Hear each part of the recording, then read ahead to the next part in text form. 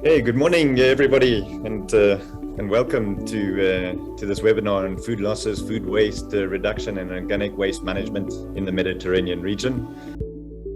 So, without further ado, I'm very excited to kick off this this webinar by introducing Alessandra Sensai from Union for the Mediterranean. She will be launching the webinar and giving us a welcoming address, which will be followed by Mercè Boy from Interact Med, a green growth community.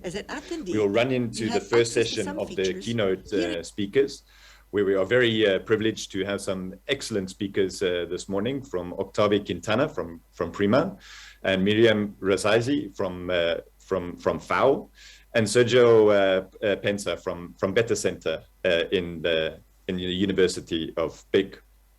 The second session we'll run through is a session where we will really look to engage with you and to follow up from some of those questions that you answered previously, and we'll delve deeper into those by using the Slido feature, which I'll tell you a little bit more after the introduction. The third session will have a look at some of the tools and methods and methodologies that have been used in projects related to food systems, food waste in the Mediterranean region. We've picked out 5 case studies that are incredibly interesting in the sense. Right at the end of the webinar, we'll finish at 12 o'clock today, and there'll be a wrap up and conclusions, and that will be given by Alessandra and Mercè, and giving you the next steps that we'll do following this. So without further ado, I'd like to open the floor to Alessandra Sensai to open this webinar for us. Many thanks, David, and many thanks to everybody. It's indeed a great pleasure to be here with you today and having such a rich panel of speakers and projects sharing their experience and helping us actually to feed and think together, the progressive shift towards green blue circular economy that the Euro-Mediterranean region has launched already in 2014. Let me start by saying that 2021 has been a very special year at the UFM. We have been having a triplet of 3 ministerial declaration approved by the 42 Euro-Mediterranean countries, which indeed embed green blue circular economy within their main approaches. The first one is the one approved in February the 2nd on sustainable blue economy, which again for the first time ever integrates a specific, let's say, chapter on sustainable food from the sea. Then we had one in June 14 on the energy transition, and then another one just, let's say, a few days ago on the 4th of October on environment and climate action, where indeed the acceleration towards a green circular economy is basically called for by the countries, together with the creation of a critical mass, which we will need in a certain way to work on in the coming months and year, as well as upscaling of methodologies and practices as much as possible to the countries of the Euro-Mediterranean region. This goes also with a very particular, let's say, historical phase. We are finally entering into 2 important COPs. The one, of course, on biodiversity and the one on climate change. The first part of the one of biodiversity was already taking place in virtual format just a few days ago. And of course, one of the main messages that biodiversity from now on has to be embedded in the main economic sectors.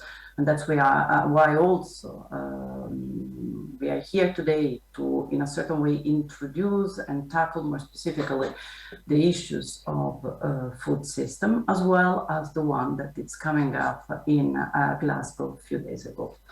Let me mention that 2021 has been also a special year. Why? And this connects directly to our webinar today, because we had the UN Food Summit.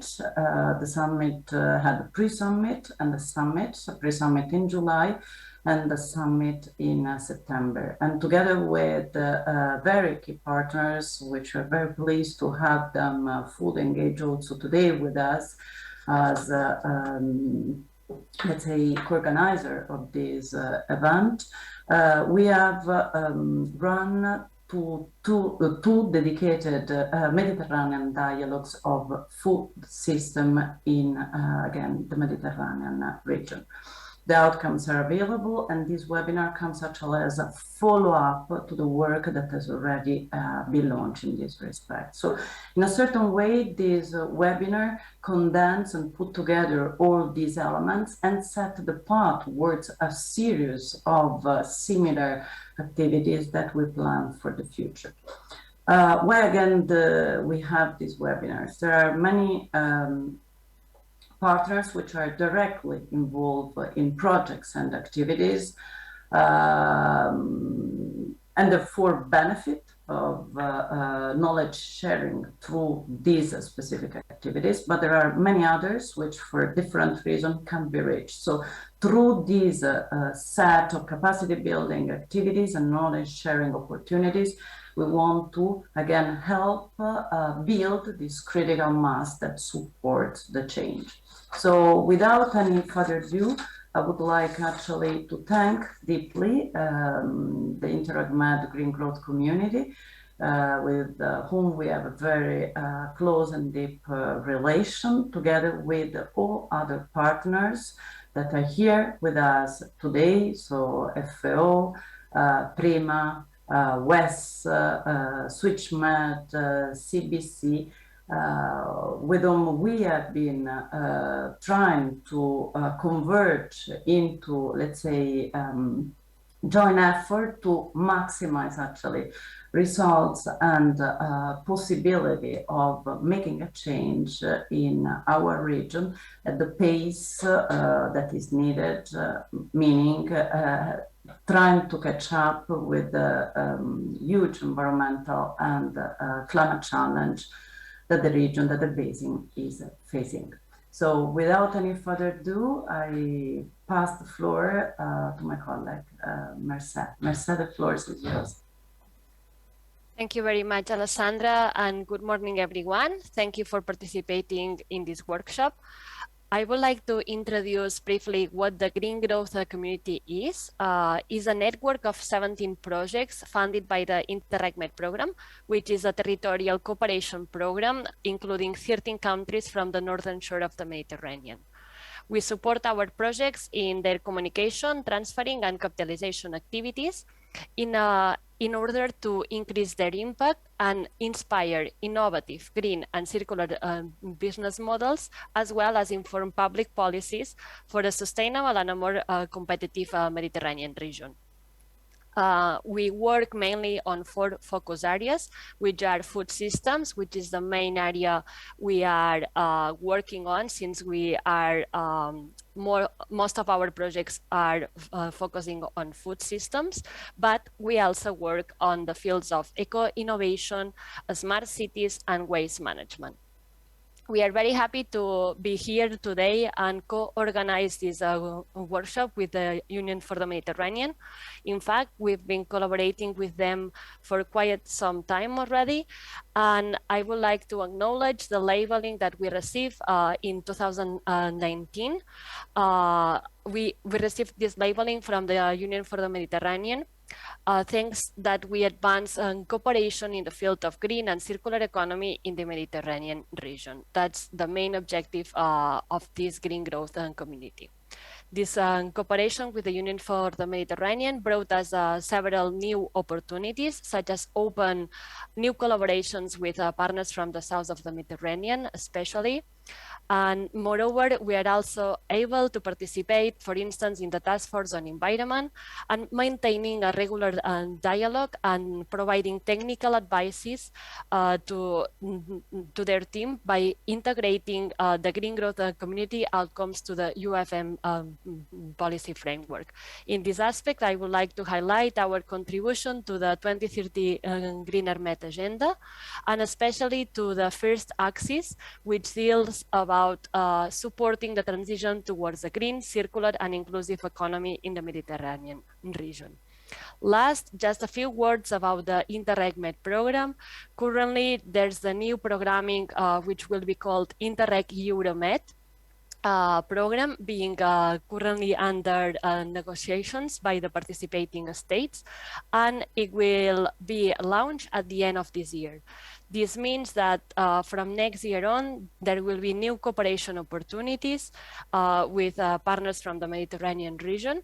And this new program will be mission-oriented with the main objective to contribute to the transition towards the climate-neutral society in the Mediterranean.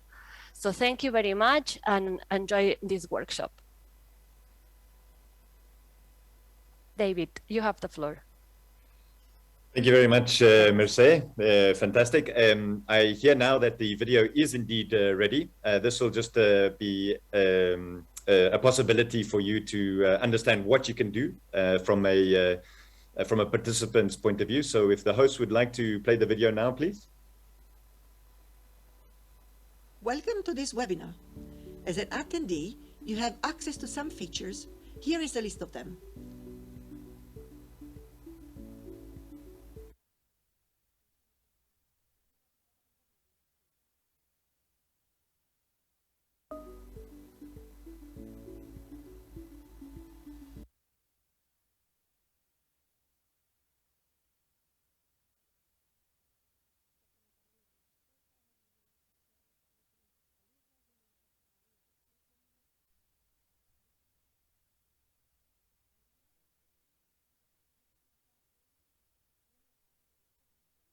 First, let's check the audio settings.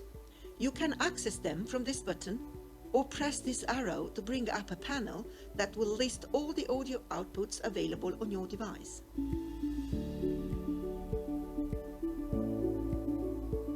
You can also access the advanced audio settings from this button.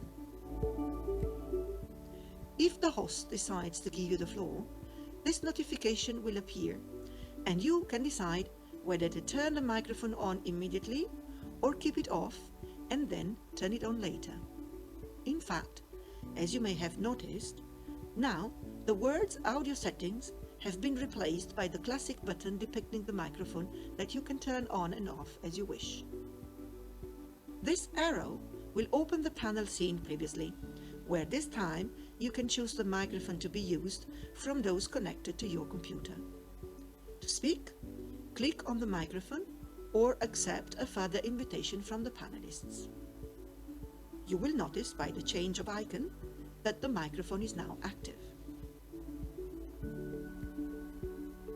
By opening the chat via this button, you will be able to send messages. You can also use this slot to decide whether you want to send messages to everyone or only to panelists and the host, for example, to ask them to take the floor.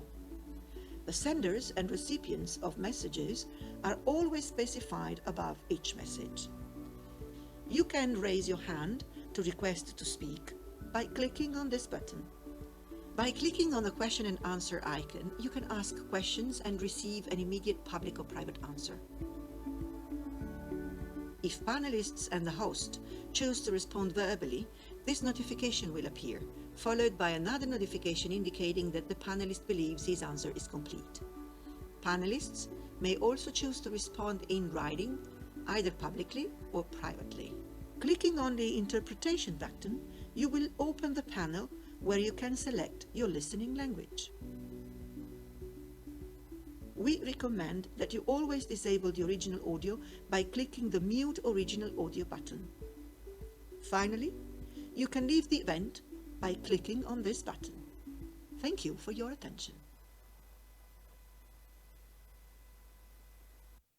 Fantastic. Thank you for playing through that video. So we have it very clear now what is possible and what you can do as a participant. So that's brilliant. So I'd like to just get us a little bit involved, start a little bit of the engagement process, and that is just through through what is called Slido. So Slido will be something that we'll be using as we go through the engagement session. And this point is just to allow you a little bit of an opportunity to get in touch with the Slido feature. So the easiest that I find is by copying the QR code on your phone. So I'll do that now myself as well. If not, you can go to slido.com and put in this number, and then that will allow you to participate in the actual in these questions. So I activate the poll now, and you'll see the first question will come up on your phone or on your computer. And so basically, we're just trying to find out where most people are coming from today. So as you put in your answer, the live results will come up here. So you can see already we have 100% from the North Mediterranean, but as the results come through, we can see as that changes. So I'll let you have a little bit of time just to get familiar with that and put in your response.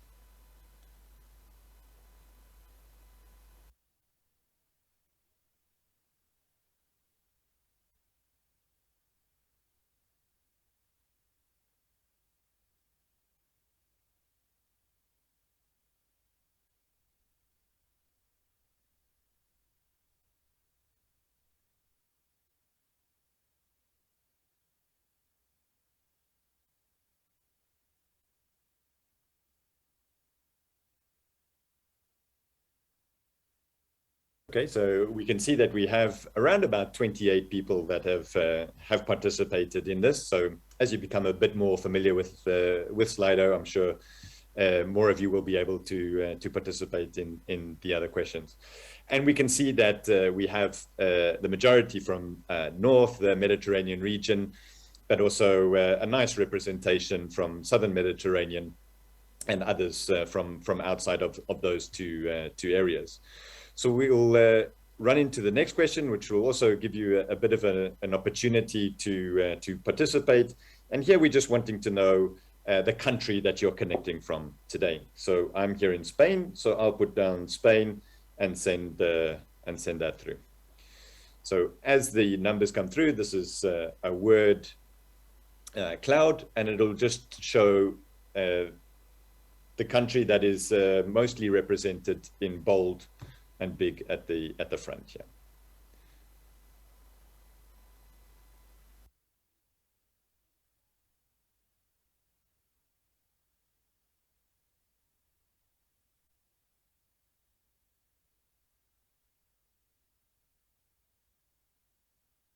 Okay, so we have 30 participants in this one. So we start, well, 32 now. So we start to see that people are getting a little bit more used to Slido and able to engage a little bit with that. We can see that the majority are from Spain. Not too surprising, given that Union for the Mediterranean has its main offices there. And then we can also see that we have representation from really nicely across the Mediterranean, but very interestingly as well from the Philippines. Good afternoon to you.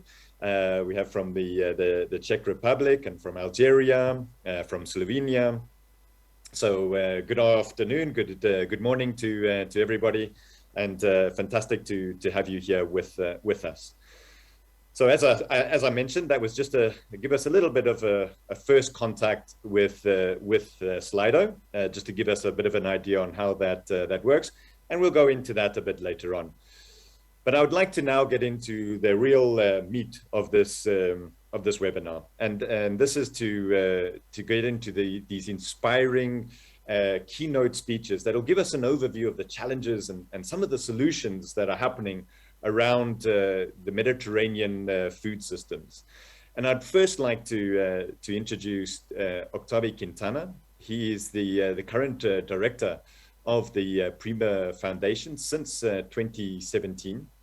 He is a graduate in medicine from the University of Barcelona, and he has been the Director General for Research and Innovation at the European Commission in 2002. And he was also appointed the Deputy Director General for International Relations at the Spanish Ministry of Health. He has coordinated humanitarian aids in Rwanda, Burundi, Bosnia, and as well as in Kosovo, and has worked quite extensively with the European Commission as the Director of Scientific Research in Health, Energy, etc. So with that, Octavi, thank you so much for joining us. It's a real privilege to have you here, and we're really looking forward to some of those insights from your perspective. So over to you. Thank you very much. Good morning to you all. It's a pleasure to be here. And in fact, let me share the screen with you. I hope you can see it. Perfectly. Good. Good. Then I'll start with what the challenges that we have in the Mediterranean. And sorry, because Stop sharing. I have a problem now.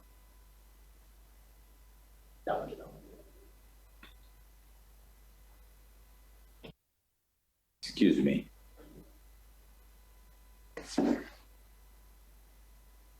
Yes, now it works. So sorry about that. I'll start with the main challenges or some of the challenges we have in the Mediterranean, including climate change, population growth, and demography, especially in the south of the Mediterranean, is very serious. Water scarcity, we all know this, and overexploitation of resources. And let me go to the key issues of this, my presentation, which is sustainable agricultural practices, the biodiversity loss, and lack of innovation in Mediterranean agro-food value chains. And I'll just say a few data on food security, because that's a very important, of course, outcome or a consequence of food waste. 700 million people suffering from hunger. 40% of the world's population cannot afford a healthy diet. We are not on track to the SDG 2, and people affected by hunger will exceed 840 million, which the pandemic probably numbers will double. And another serious consequence is that in this climate change crisis that we have, 33% of the greenhouse gases come from the production and distribution of food systems. When it comes to the food loss, 14% is due to harvesting, handling, storage, and 17% is wasted at consumer level. And this has a different distribution in the north and the south of the Mediterranean. Let me pointing more to the Mediterranean. The Mediterranean food is perishable with a short shelf life.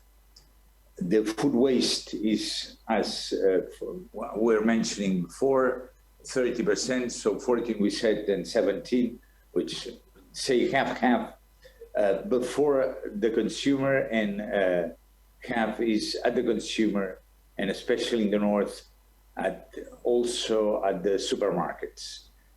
The problem, of course, is worse when, as I said at the very beginning, the demography is increasing substantially, especially in the south of the Mediterranean. And those are data for the EU, that food waste amounts to 88 million tons a year, which is quite substantial, mainly at the groceries and consumer. And in the southern Mediterranean, the main four causes are either the post-harvesting loss, the logistics are, the infrastructures are poor, the transportation is also inefficient, and there is no always a cold chain to keep the food available or at least in good conditions. Furthermore, these food losses are polluting both the air, because often they are burned, or they are thrown directly, the wastes, to the rivers, to the soil, and even to the sea, which of course makes the pollution problem worse. In the north of the Mediterranean, the main losses are in the groceries, retailers, restaurants and households, but the more or less the percentage of food wasted is the same, around 30%, both in the north and the south, even if the causes are different. So why do we do in PRIMA? PRIMA, let me say a few things. PRIMA is a foundation of 19 countries around the Mediterranean. We deal with management of water, farming systems, agro-food value chain, and more to the nexus concept. That is that the sectors cannot be dealt separately, but they need to be dealt together in an integrated way, because any intervention in any of the sectors has a profound impact on the other sectors. And here you see the 19 countries around the Mediterranean. We have a budget of 500 million, and we launch calls every year for around 70 million euros. The achievements we've done so far, 4 calls.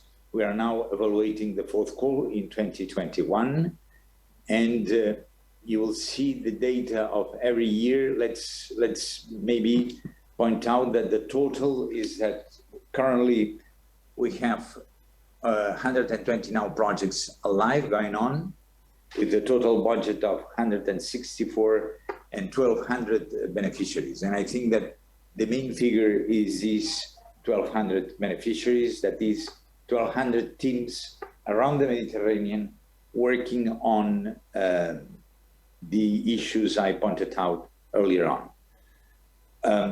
Let me maybe just finish by a couple of ideas on what we do to cope with PRIMA food losses, the losses of food, the waste, either trying to reduce the agro-food waste, so a number of projects in which, for us, the important thing is to minimize these food wastes, so that it's, of course, we save a lot of resources and we minimize the environmental impact, or we use these waste to do byproducts, that is circular economy, and improving certainly the environmental impact.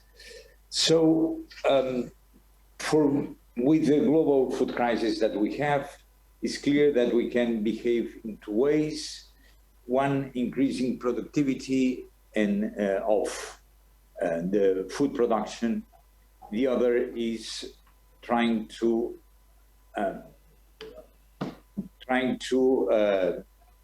increase the shelf life and valorize the food losses. You will see that in concrete examples in a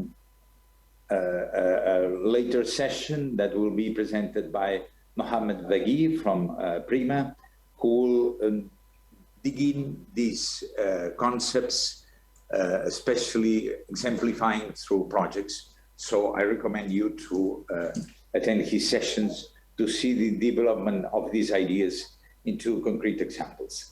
Thank you very much for your attention. Thank you so much, Octavia. This really gives us a good insight as to where we are and the current crisis that we're facing. Thank you for that. We will have a Q&A session just after the last keynote speech. So if you have any questions, please feel free to ask them in the Q&A and raise your hand in case you would like to speak and ask the question directly. Without further ado, I'd like to now move on to Miriam Razazi. Miriam is an agro-food industry and value chain officer. She's currently working in the Food and Agricultural Organization of the United Nations Regional Office for Near East and North Africa. She has more than 12 years of experience working across different sectors, from governments and private sector agro-food businesses, NGOs and international development organizations. She's been managing and supporting the design and implementation and evaluation of food systems related to projects and programs, focusing on sustainability assessment, food loss and waste reduction, and building resilience of food chains to climate change. So without further ado, over to you. Thanks, Miriam. Thank you, David, and good morning to everyone. I don't have a presentation, but I have a few points to talk about. I'm pleased to join you today to provide an insight on food loss and food waste reduction from the perspective of FAO. As a reminder to us all, food loss and waste refer to the decrease in quantity or quality of food along the food supply chain. And food loss happens from farm to retail and is more prominent in developing and least developed countries, particularly affecting small producers. That has been the focus of FAO. And as it was mentioned by the speaker before me, food loss is a result of poor infrastructure, low access to knowledge and technology and finance, among others. On the other hand, food waste is mostly taking place in developed countries and the countries with economy in transition, and is a result of actions and decisions by retail, food services, and consumer. Just to add to the complexity, emergencies and crises such as the pandemic that we are facing, natural disasters and conflict can disrupt local, regional, and global food supply chain, which can lead to drastically increased level of food loss and waste. But no matter where food loss and waste happens and for what reason, it is a manifestation of inefficiency, unsustainability, and inequality of our contemporary food systems. As mentioned before, in 2011, an FAO study estimated the level of global food loss and waste around 33% of all the food produced. So that famous number of 1/3 of food is lost or wasted. However, we know that that is an estimate, and precisely measuring the actual level of food loss and waste requires further resources and long-term commitment of all actors. In 2019, the first data and evidence-based estimate for food loss and food waste index by FAO and UN Environment revealed that globally around 14% of food produced is lost and 17% is wasted. So pretty close to that 33%. That 1/3 number, however, sparked an increased global awareness. It drew attention to the burden of food loss and waste on scarce natural resources like land and water, on economy, on nutrition and food security, and on climate change. To the extent that 2030 Agenda for Sustainable Development dedicated SDG target 12.3 to tackling the issue, calling for having per capita global food waste at retail and consumer level by 2030, and reducing food loss along the production and supply chain. Since then, governments, private sector, and many other actors have reaffirmed their commitment to achieving the target through advocacy, better policies and regulations, capacity building and education, as well as investment in reducing food loss and waste. So just to give you a snapshot of FAO's work, FAO's approach to supporting the work on food loss and waste reduction has evolved over the past few decades, I can say 60 or 70 years. From an initial focus on improving post-harvest technologies to one supporting an integrated value chain development, to the current approach of addressing food loss and waste from a sustainable agri-food system perspective. In the Mediterranean region, FAO has recently joined forces with the Union for the Mediterranean and the International Center for Advanced Mediterranean Agronomic Study to build a strategic initiative to bring together all relevant stakeholders in the Mediterranean to support the transition toward more sustainable food systems. So the platform is called SFS Med and leverages the existing knowledge, experience, and skills of institutions across the Mediterranean to foster dialogue and action on key themes for food system transformation, food loss and waste being a critical one. To give you a few specific examples of FAO's work on food loss and waste, our work on food loss and waste measurement and data, because we believe what we can't measure, we can't manage. The formulation of effective policies towards food loss and waste reduction requires a comprehensive set of information as to how much and where, both geographically and along the food supply chain, various foods are lost or wasted. FAO is the custodian of SDG indicator on food loss and has been collaborating, as I mentioned before, with the UN Environment Programme to develop and implement the methodological framework to measure food loss and waste at national level. In addition to that, FAO, through projects and programs, also builds capacity at regional, national, and subnational level to prevent and manage food loss and waste.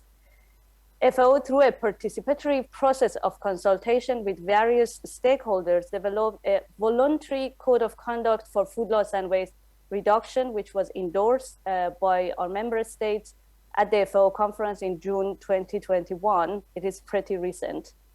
And this code is an international instrument that presents a framework of action and guiding principles to be followed to effectively reduce food loss and waste while promoting more efficient, inclusive, resilient, and sustainable agri-food systems.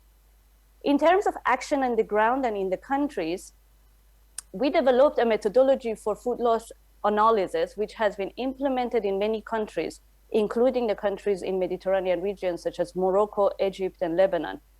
The analysis helped identifying where the food loss hotspots are, what are the underlying causes of losses, and it also informed development of sustainable solutions leading to national food loss reduction strategies and action plan.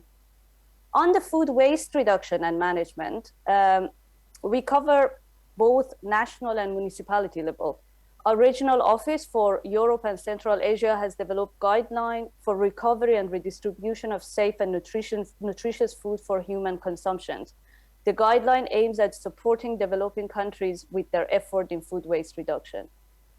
And this is the interesting one, that we have a very interesting city-to-city exchange project where cities of Milan, Kigali, and Nairobi shared experiences and exchange on best practices in reducing and managing food waste in their municipalities.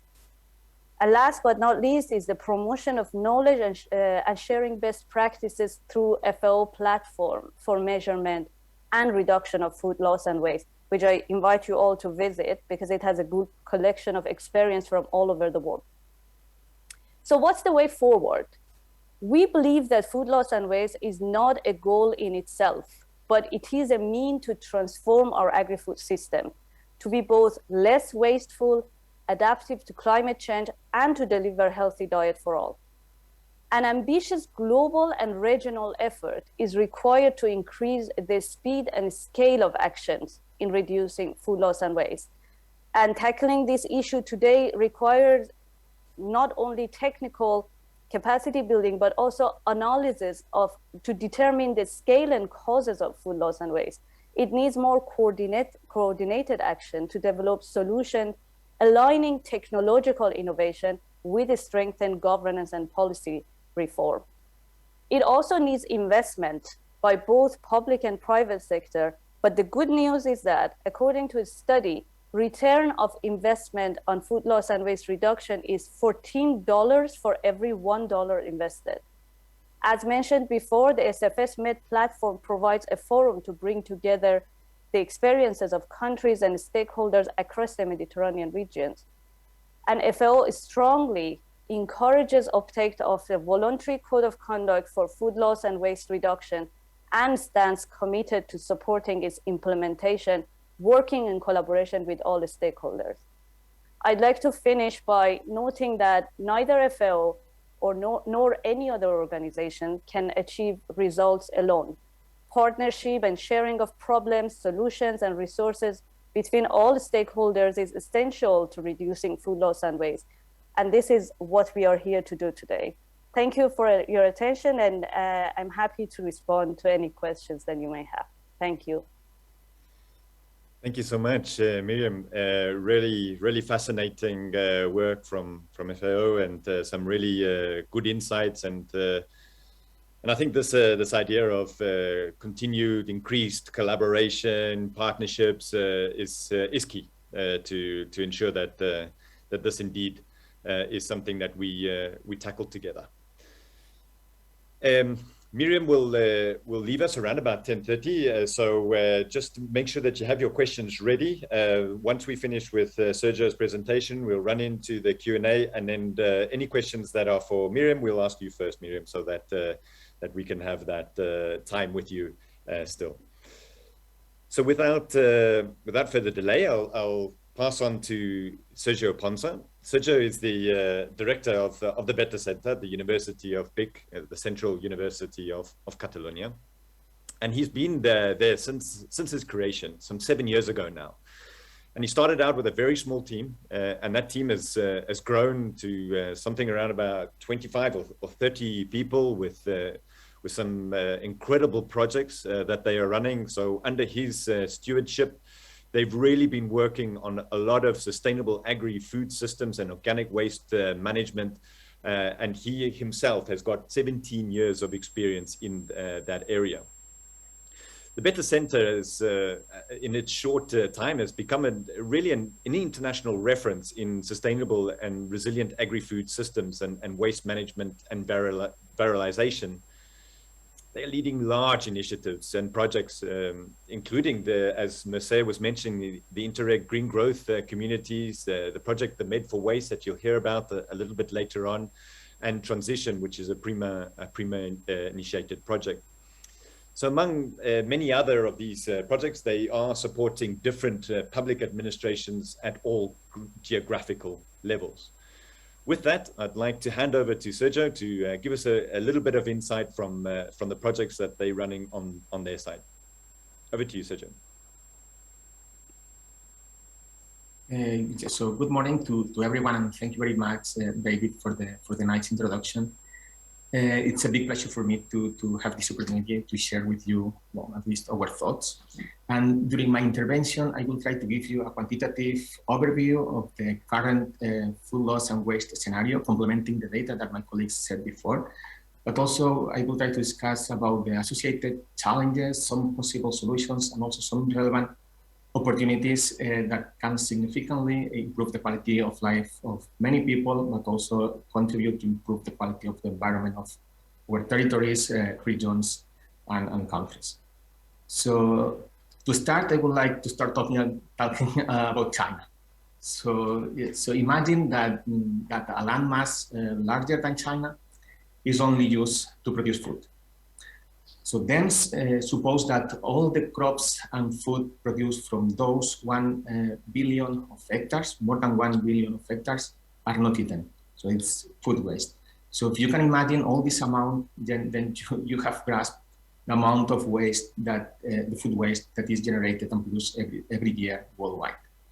But the case for action becomes even more important and more stronger when we consider that 1 in 9 people in the world is malnourished. So another great example that we can consider is when we imagine that we are going out or walking through the door of a grocery store or supermarket with 3 bags full of food.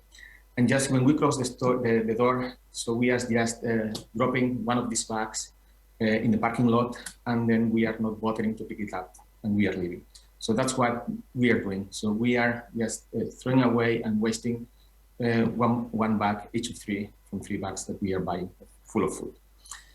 Other interesting data that is totally complementary to the data that my colleague said before is like 30% that the food produced globally is lost or waste every year. Sorry. So you will see also that they have just included some references. So if some of you would like to know more or to go deeper on that data to extend the information related with this data, you can just check that references. So globally, we are producing 1.3 billion of tons of food waste every year. That means that will be equivalent, if you want to compare to great numbers, to 217 millions of African elephants per year. So this is the amount of waste that we are producing every year, food waste we are producing every year. Then it is estimated that in each household per year, we are producing between 79 and 91 kilograms of food waste. So that's a lot of work that we have to do at household level. But on the bad side, so it's, as mentioned before, so 12% of the population in the world is suffering from hunger. And there are some references that said that the potential increase of the world food demand by 2050 will be between 35-55%. There are other references. For example, the FAO estimates that that range will go from 60 to 110%, the potential increase in world food demand. And on the bad side, again, so just 8.6% of the world's economy is currently defined as circular. So if we are continuing with some other figures or some other numbers, and we are trying to study or to classify the different food products value chain, so we will see that if we are considering fruit, vegetables, or roots, food types of compounds, so it's like 45% of this food is wasted in percentage. And we are also considering, if we are considering meat or dairy industries or dairy products, is just 20%. But it's not just a matter of the, it's not just a matter of the amount of food that is wasted. It's also a matter of the impact that this waste is producing. For example, if we are considering just the fruits and vegetables lost per year, it is causing a loss of 75 billion of cubic meters of water per year, and also it's causing a loss of 912 trillion of kilocalories worldwide. And another example is like if we are considering the meat and animal products lost per year, that will mean that we are using for nothing more than 700 million hectares, sorry. So continuing with some other data. So first of all, I have to say that it's not easy to find reliable and updated data related with food waste and food loss. There are many reports and many studies that have been carried out, but at least it's not easy. So here I'm presenting some data that I found. The first one refers to the last 3 steps of the food supply chain.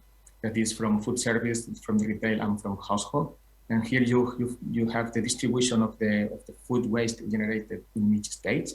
And you can see that mainly it belongs to the household stage. And you have another figure at the bottom that is related in this case just to Europe. And here we can see the whole value chain. And again, so the household is the step in which we are producing more food waste. Although we can see also that processing, food service, and production also, well, it's a significant amount of percentage of waste. And a good figure also to show now is this one. So this one is the perception that citizens have about the role that each of the actors involved in the value chain should play to reduce food waste.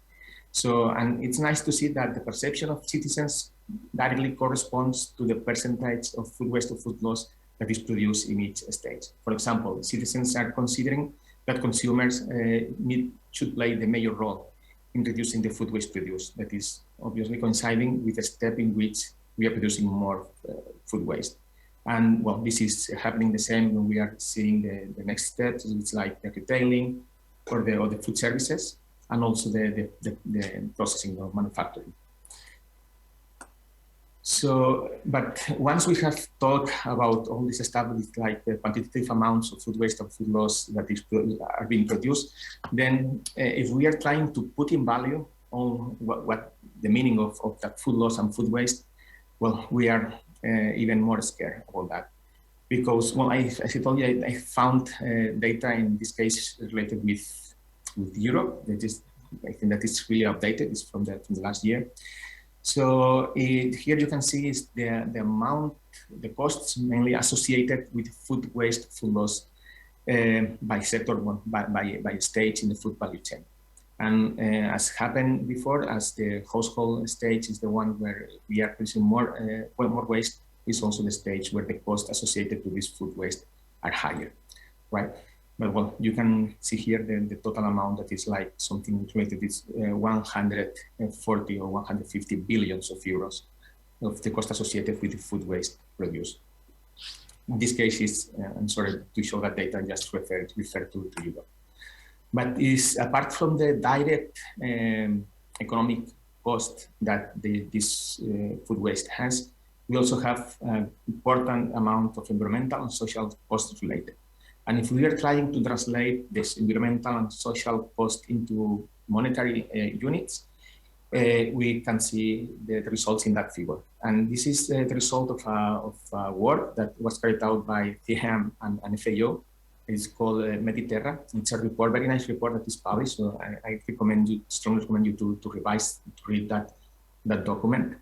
And you can see here also how the environmental impacts refer to the greenhouse gas emissions that are more or less equivalent to 3.5 gigatons of carbon dioxide per year, can be translated into monetary units to almost 338,000 millions of euros per year in terms of damages, right? So this is the kind of figure that, well, I'm not going to go into detail because it's going to be, it's going to take me many times, but I would like to talk in global terms. So if you are considering all the costs, so the economical, the environmental, and social costs, then we will realize that these costs are close to approximately 2.2 billion of euros per year.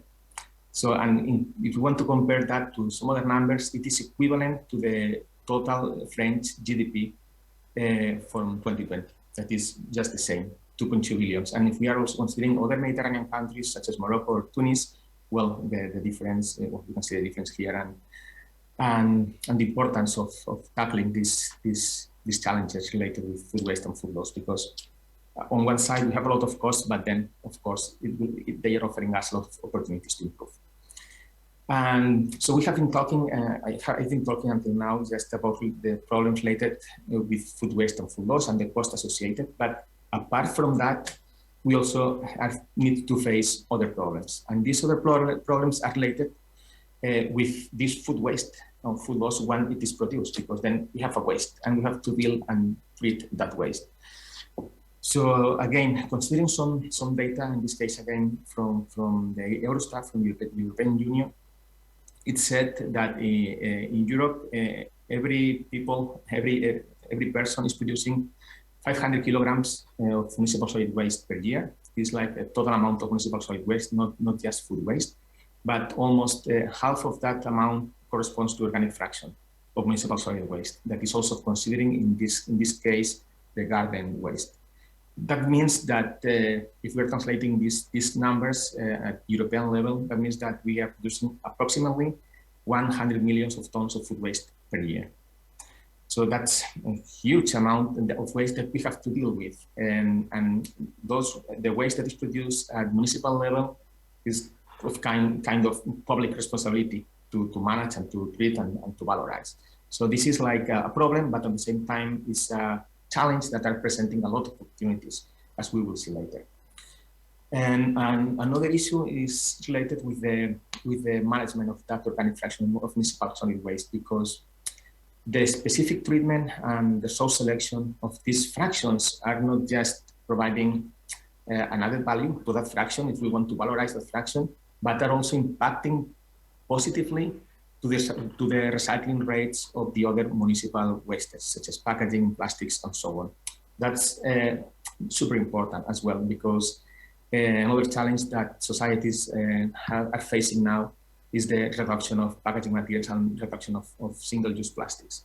So if we are able to smartly manage the organic fraction of municipal solid waste, we will also influence positively the capacity for recycling plastics and other materials, right?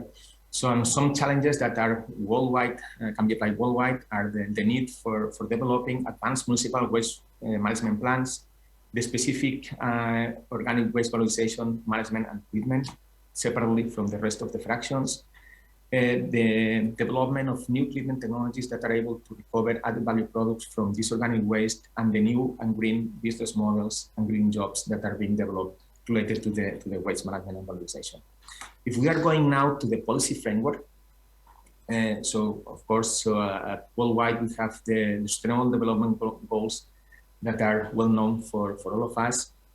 There are a lot of these Sustainable Development Goals that are tackling directly or indirectly the food waste, food loss problems.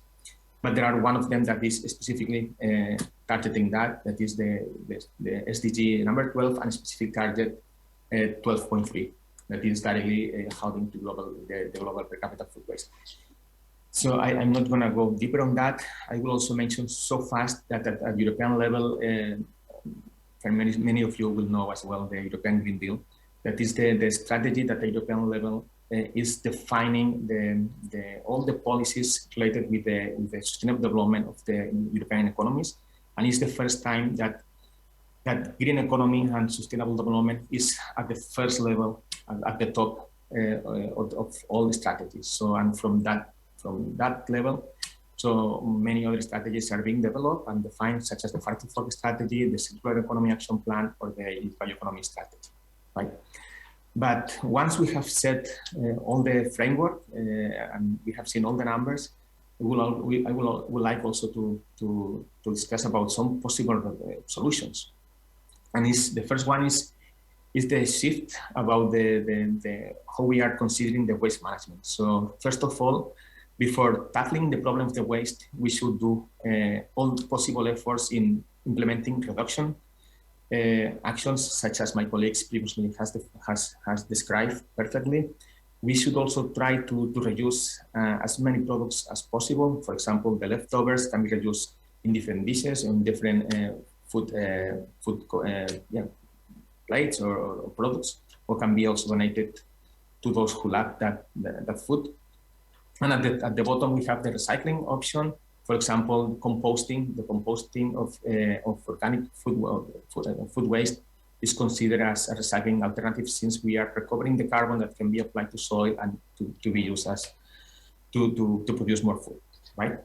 Another innovative solutions that are not the current ones, these are already being applied or developed in many countries and regions. So another innovative solutions are those that I've listed in this slide. For example, a lot of efforts are being invested and done in the smart agriculture in order to decrease the amount of food loss that is produced at field or harvesting stage. Then a lot of efforts are also being done in the harvesting, storage, and the food preservation, and also transportation.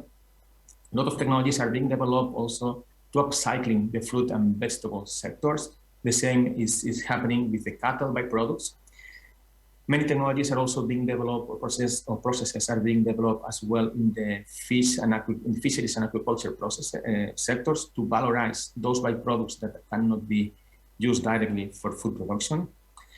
The traceability and cybersecurity for food waste monitoring and traceability is also a key issue to ensure the sustainability of the food value chain and reduce uncertainties and increase reliability between the different actors of the food value chain. The improvement of logistics, the short value chains, and also the digitalization of these food supply chains is also a key challenge, and many efforts are being devoted there. And of course, then we are arriving to the household level, where the food waste minimization is a key issue. So many applications and many smart devices are being developed in order to reduce the amount of waste that is being produced at household level, right?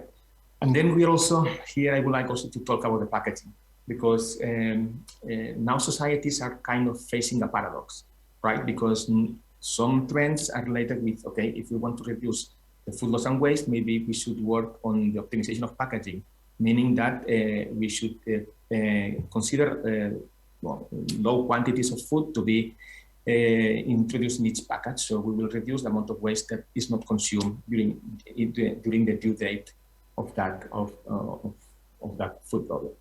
But well, if you're considering that, that means that we are going to increase the amount of packaging material or plastics that are going to be used, and this is not sustainable at all. So that's why we should keep this balance. Okay, maybe to work on the new packaging era, it's important, but this packaging should be biodegradable and compostable, and also can be considered also the edible coatings for fruits and vegetables. So this is the current paradox: how to develop this sustainable packaging that can really contribute to reduce the food waste and food loss, but also at the same time reduce the impact associated with the use of this packaging, right? And finally, I would like to talk about some opportunities, because we have been talking a lot about the problems. We have been talking about the innovations that are being applied, but it's not, well, it's not all news are not negative, because all these scenarios are offering us a lot of opportunities as well. For example, these new technologies or new processes that are being developed to recover resources, or even to reduce the amount of food waste and food loss that is produced, means that new business models and new green jobs are being also developed. That's fantastic, because these new businesses and new green jobs are mainly being developed in the rural regions, in rural areas. And that's help us to increase the link between these rural and urban regions, mainly because if we want to recycle organic waste, the rural regions are a key actor on that. Related to the skills, it's offering us a lot of opportunities, because we are able to retain talent and attract talent in rural or agri-food regions. We are increasing the added value of the jobs in that regions, and we are also developing a multidisciplinary approach and potential upskilling and reskilling of the workers in that regions. And related to young and women and social challenges in general, we think that well, this is definitely going to benefit the transition to a greener, smarter, and more resilient territory. That's for sure. These new green jobs are offering new niches of opportunity and markets that, of course, can be developed locally. That is, I mean in rural regions as well. And we are also promoting entrepreneurship. Well, this is kind of options. But after all this stuff, I would like you just to finish with some take-home messages. The first one is like, well, a transition towards the circular systemic food systems is needed in the whole Mediterranean region, right? So special attention is required for Mediterranean initiatives that can address the connection between climate change, food production, organic waste, and aim to create closed-loop system for energy efficiency and organic waste valorization. Here, I would like also to put the example of the Interreg Med Green Growth Community.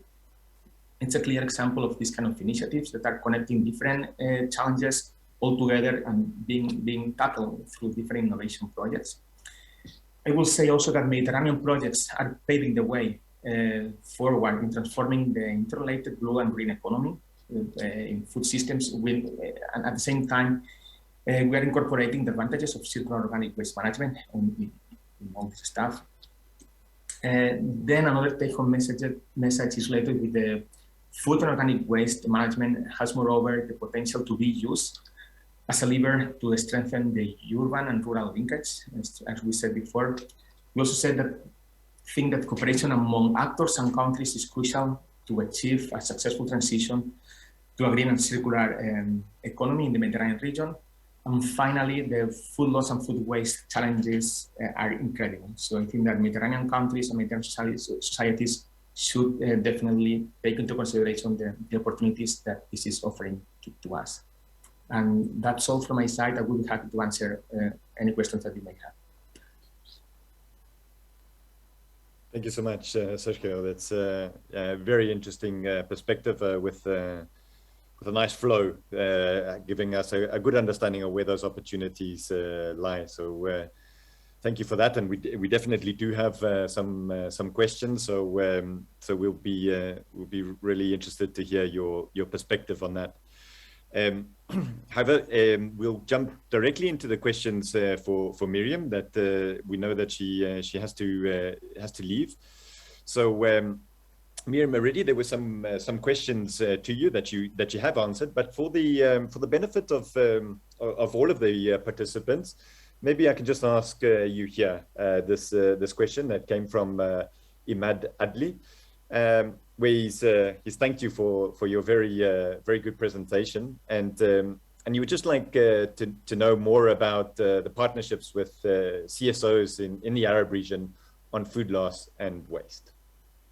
Yes, and thank you for your question. I quickly responded to the question in writing, but I'd be happy to discuss or have a kind of back-end like email exchange on that. The issue of food loss and waste in the region that actually I am working on, Near East and North Africa for Arab region, is really a key issue because it links to value chain efficiency and sustainability of value chain, and also a lot of, because of the problem of urbanizations, we have a lot of food waste that is not that has not been addressed, and food waste is a new area for FAO to work on. So one of the kind of plans that we have is to really start fleshing out the priorities and the actions, priorities for action for food waste reduction in the region. On the food loss, we have done more because it has been a kind of core competency of FAO. We have developed many partnerships with CSOs, and because of the variety and nature of these partnerships, I cannot really tell you the exhaustive list off the top of my head, but I'd be happy to respond to your question if you drop me an email. Thank you so much for that answer, Miriam. We have another question, and this is actually on data collection with regards to monitoring food losses and waste. And indeed, in the background, we've been having a bit of a discussion on the idea of data collection and how challenging it actually really is. And so some countries do it well, some others maybe struggle a little bit more with regards to that. So in terms of this question, data collection obviously is key to monitor these food losses and waste in certain countries, and particularly countries from Southern Mediterranean region. And so do they readily collect and monitor this data, and where actually is it being reported on?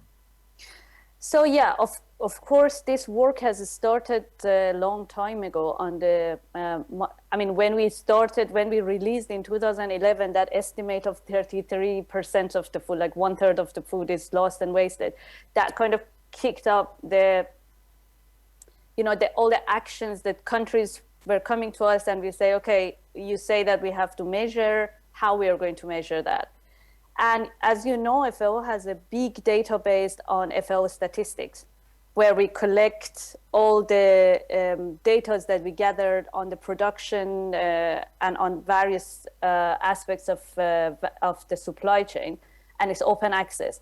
But we really felt, in line with the SDG 12.3, we really felt that there is a need, first of all, for a harmonized methodology. And that was what we, as the custodian of the SDG 12.3, that's what we kind of put it at the top of our agenda. And through a long process of research and consultation, finally, the methodologies for monitoring SDG target 12.3 on global food loss index came out in 2018 and was approved by the interagency and expert group on SDG indicators. So that being said, is that this is the methodology that basically is approved and is the methodology for measurements. I can share the link here. And in terms of, so ever since we have, through that methodology, the implementation of the methodology, we have identified a few gaps in knowledge, in data, in the capacity of the government. And we have also come across the question is on the Southern Mediterranean countries, but Southern Mediterranean countries are very diverse in terms of the availability of data, in terms of their capacity to analyze the data and also to monitor. So what we are trying to do now is to build capacity through the statistic divisions in the country levels for the national statisticians, to train them how to, first of all, implement this methodology and how to start looking at filling the data gaps. And also there has been a lot of exchange between the countries to learn lessons from each other. And the data that is reported now is open access, and I put it in the question and answer, but I can also put it in the on the chat. It is the food loss and waste database. That is basically the largest online collection of data on food loss and food waste and causes. And you can just go through it, choose the countries, and you can just see it's a very easy to navigate database. And you can see the data for, as FAO gets the report, is all published there. So this is all I have to say. I think you can learn a lot more by really going and looking at those databases and look at the methodologies, and you see even what are the availability of data for different regions. But just know that like as part of our activities at FAO, we are building capacities and for the statistician, the national level, to really start looking into first of all, robust quality data, because we receive a lot of data that we cannot use, and also how to filling the data gaps.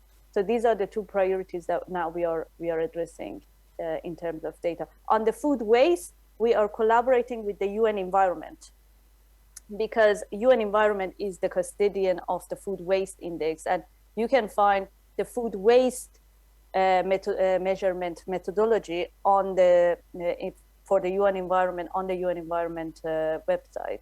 And another thing that we have in mind is that because there are some gray areas like the retail and wholesale and processing, that both food loss and food waste can happen, to find a way to integrate the food loss and food waste index to also have like a larger database that we can use based on the causes and based on based on where it can be categorized in the sphere of food loss or food waste. Incredibly interesting, Miriam, and there's actually a follow-up question to that, because specifically the concept of if you can't measure it, you can't manage it. And so it's just interesting to see that on a global level, we have obviously statistics, and obviously there's a lot of trends that are involved to get those statistics. But at a Mediterranean level, from your perspective, do you know exactly what percentage more or less of food waste there is at the moment? Are we talking about at a global level at 30% and in the Mediterranean 33%, or is this more globally 33%? Well, we have an estimate per region. I think Octavio mentioned in the presentation that 30% of the food in Mediterranean region is lost and waste. I can't give you an exact, because there is no exact estimate but and that's why the partnership that we have, like with the Union for Mediterranean, with SIAM, these are very valuable partnerships, because of course the EU has their own platform on food loss and waste, which is an amazing platform, and then you can find a lot of data for the Northern Mediterranean region, and a fantastic work has been going on by the national government in the Northern Mediterranean.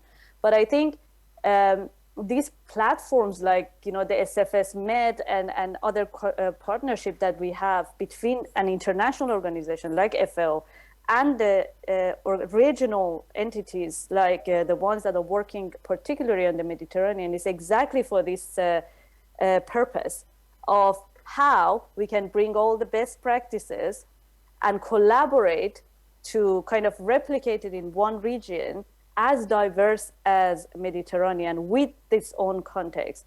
And that I really want to kind of go back again to this value of the partnerships, because also this data collections and implementation of the methodologies, this is not possible. FAO cannot do it on its own. We are a knowledge organization, and it's actually, we rely on the national government, and even going one layer below, municipalities, to really bring this home and adopt it to their context. And we expect a good reporting so that the data and lessons and best practices are accessible for public. Exactly. Yeah, this is brilliant. And I think this is exactly the point that you were making before, this idea of collaboration. And you were mentioning this between the different organizations, and the sharing of data amongst these organizations is clearly key in order to make sure that that we are collaborating to tackle these global issues that we're seeing.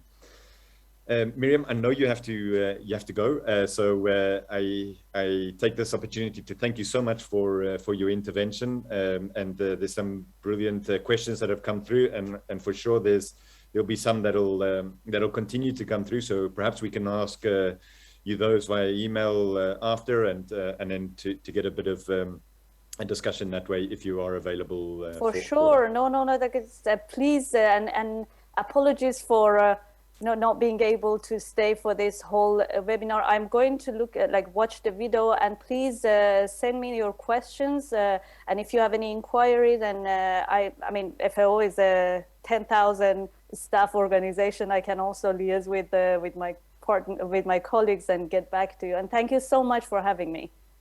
All right, thank you so much, Miriam. Okay, so with that, we will continue with some of the other questions that have been asked. Some of them really interesting. Maria Caldero, if we can give you the floor, I believe, in case you would like to ask the question in person, if that is possible. But in case. Well, I can give you one moment in case you would like to ask the question in person. Hi, can you hear me? Yes. Okay, my internet is very poor today, so and Sergio already answered me straightforward. So yeah, I was just wondering, I'm not really an expert at all with this topic, but I was surprised how household or consumers are the main food waste players, and I was wondering if you could give an example of some solutions like municipal composters used to vegetable gardens, or like if we promote more green areas in towns, but I guess it's also the discussion between centralized and decentralized systems. So yeah, I think it's all pretty soft in Sergio's answers in the chat. Thank you for all the presentations.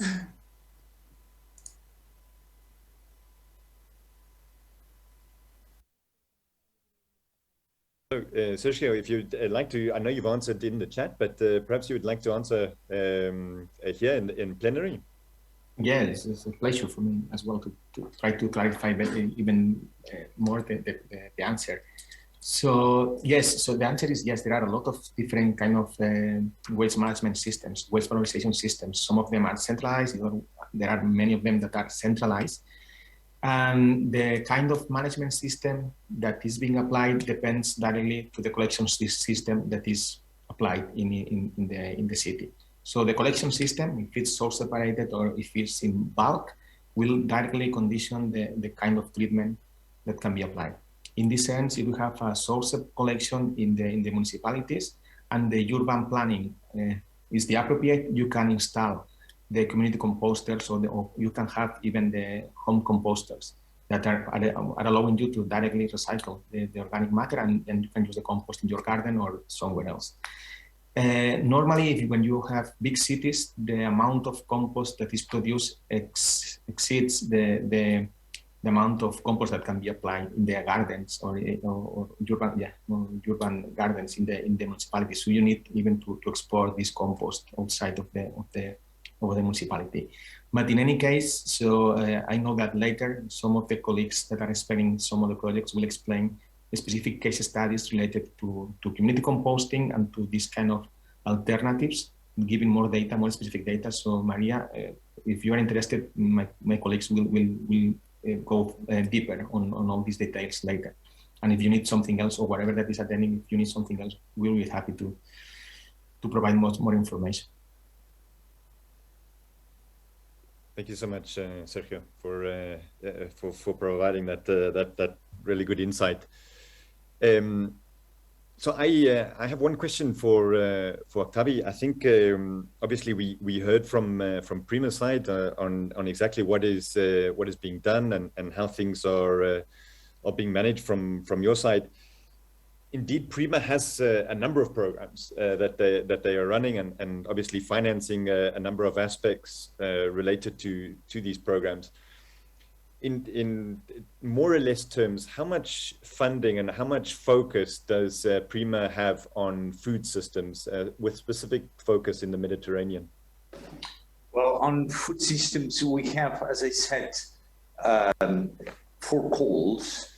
I mean, I will not enter into the details, but let's say that between 1/3 and 1/4 of our calls are dedicated to food value chain, which includes, of course, food waste and losses, but also trying to promote the Mediterranean diet, trying food security, and all sorts of things.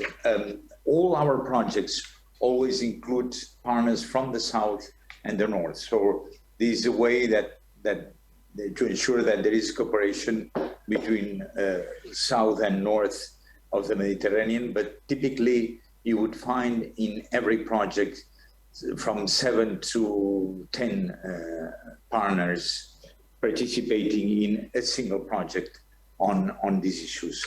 The second thing I'd like to say is that, as I mentioned earlier on, is that we want to be more and more approaching the issues from a perspective in which there is not one sector, food losses, but which are the implications, the socioeconomic implication, the water footprint, the carbon footprint of food losses. So everything together. So have a more holistic way.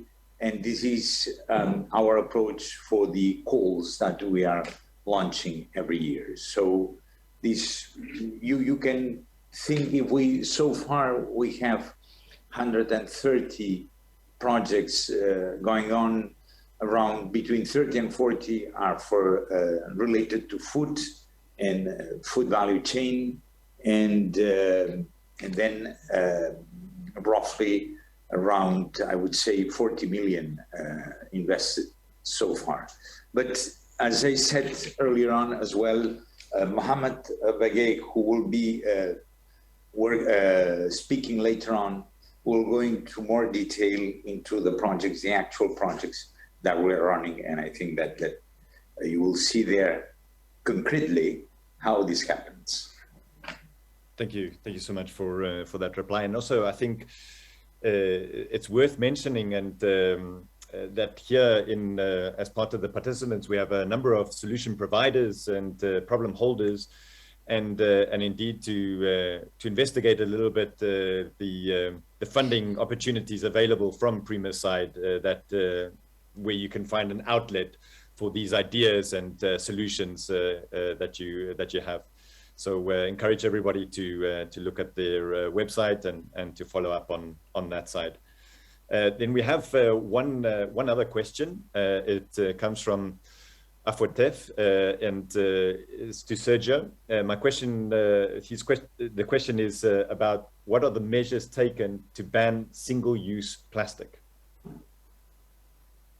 Well, there are many measures that are being applied. So I know the most that I know are the ones that are being applied at European level, where the single-use plastics is banned, or the cost that is charged to these products is well, compensating so that, well, this is expected.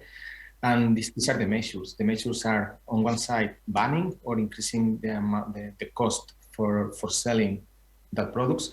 And on the other side, there are being invested a lot of efforts in developing sustainable materials that are able to be or biodegradable or compostable, or even, as I mentioned, for some edible materials for the packaging of fruits and vegetables. So these are two options. On one side, increasing the costs for that single-use non-renewable packaging materials, and on the other side, promoting sustainable materials that can support the sustainable packaging and contribute to reduce the food waste during the whole value chain. Thank you, Sergio. And of course, this is the question from Tunisia. So obviously, this is clearly a problem on that side as well. So so we clearly see that we're all fighting the same problem with single-use plastic. I see that this is if you still have questions, feel free to ask them at any point during the webinar. And as we don't have any more at the moment, we have a very short presentation that we have put together following the responses that you've given in the questions that we sent to you right at the start before the webinar itself. And this gives us a nice little introduction into your thoughts, your ideas that you have at the moment, your expectations that you've had from this webinar. And it'll also give us a nice run into some of the questions, diving deeper into some of the points that have been made within these very interesting keynote speeches. In terms of what you wanted to expect from this webinar, we're looking at the ideas of contacting and exchanging details with one another. So this is exactly what we can do during this session and herein after. We have mainly solution providers and policy makers that have responded to these questions. But I think this is where it becomes a really interesting part of the questions themselves. Is that in terms of problem holders, where are you seeing some of these problems? And some interesting insights have come from Beirut, where they say there is a real waste crisis that is happening at the moment in terms of organic waste. In Italy, there's the concept and the idea that waste management categorization at a policy level needs to be drastically changed. There's a general lack of organic waste collection in the Mediterranean. And then we've got answers from Jordan, from the north of Jordan, from the rural areas where there's insights to say the food access, the production, and there's food insecurity in these regions. And then in terms of the solution providers, the answers that you've given show indeed that there are infrastructure improvements that can happen across the entire value chain. There's some awareness raising and synthesizing of communities and education programs that you're running. There are sustainable solutions for waste management that that as participants you're currently doing, and these are various. There are some innovation tools as well that are happening at and on the ground, and we will definitely hear about those in the project section when we run into that area, and as well as the idea of advocating for certain policy responses and reforms. So certainly from the Italian side, as we saw in the problem holders, that there needs to be policy reform in terms of waste management. In terms of the food systems. So the most interesting aspects of the webinar are looking at these projects and the concepts and methodologies. So brilliant introduction to the projects as we run into that. So a real area of interest from the participant side.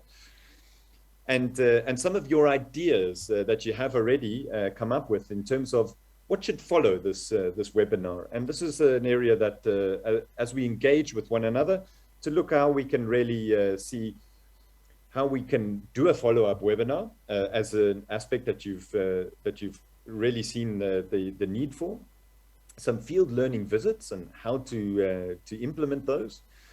and indeed the creation of a community of practice. So this is something that Miriam has been talking about in her speech, and Sergio and Octavia as well have mentioned this idea of collaboration, this idea of bringing together the different aspects, different collaborators in the sector.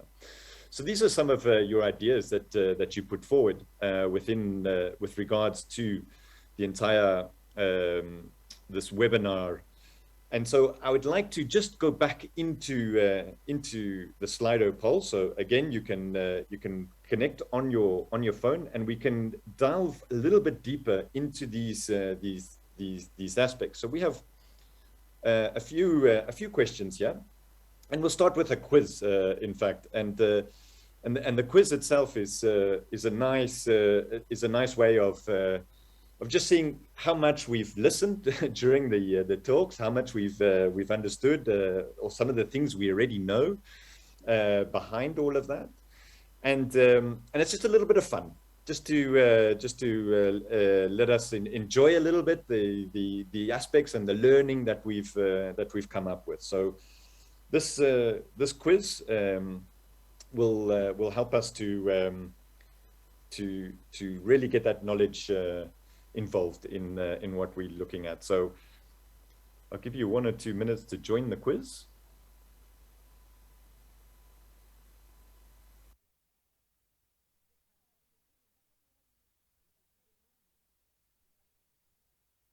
Okay, so the concept behind the quiz is we have a few questions, there's a time limit, and then you'll be able to answer, and the first one to answer in the quickest time is the one that will be in top of the leaderboard. So as I said, it's just a bit of fun and a little bit of competition to see how much we've been listening and how much we know about the subject in this area. And then we can delve into the more serious and the more important questions. So you've all joined. Now we've got quite a good number of participants. So let's get going with the quiz. I'll let you read the questions and to answer them.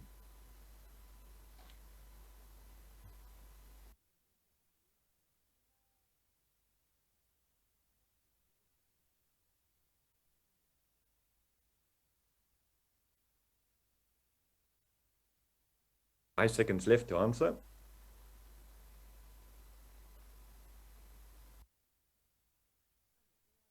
Okay, so right, there have been a lot of people that have been listening. So we've got 33% as the main as the main answer, and with that we can see indeed that the answer was 33% according to that presentation, and who was the quickest? Victor was the quickest, answering within 5 seconds the correct answer. So well done to you, Victor. All right, we go on to the next question. Again, I'll allow you to read it and to answer.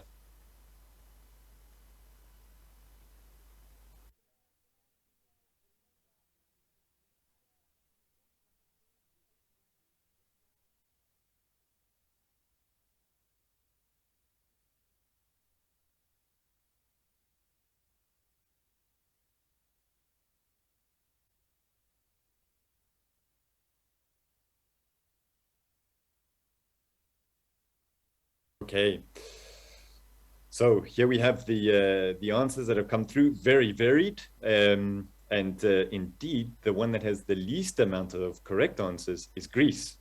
So again, this is according to Statistica, and the numbers may vary per capita, and this is one of the points that we were making about data. But let's see who got that answer correct and in the quickest time. Well done, Juan. In 17 seconds, managed to answer that one correctly. So we go on to the next question. Again, I'll let you read that one.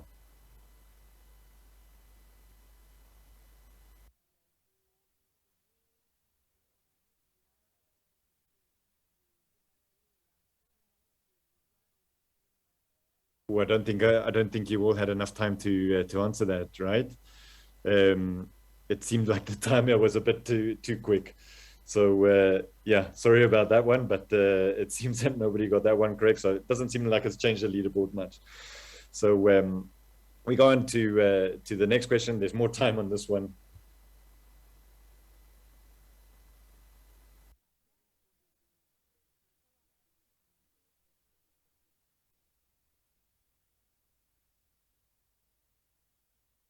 Okay, so we see that there's quite a few responses for SDG 12.3, some for SDG 2.1 and 8.4. The correct answer has the highest percentage of votes, and it's SDG 12.3.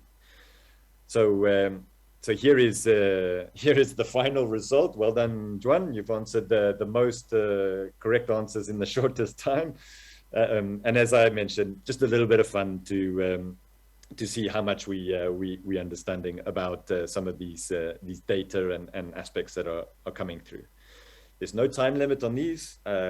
These are now, should we say, a little bit more serious questions that we'd like to ask. And the first one is, are there sufficient opportunities to collaborate on blue and green circular economy food systems in the Mediterranean?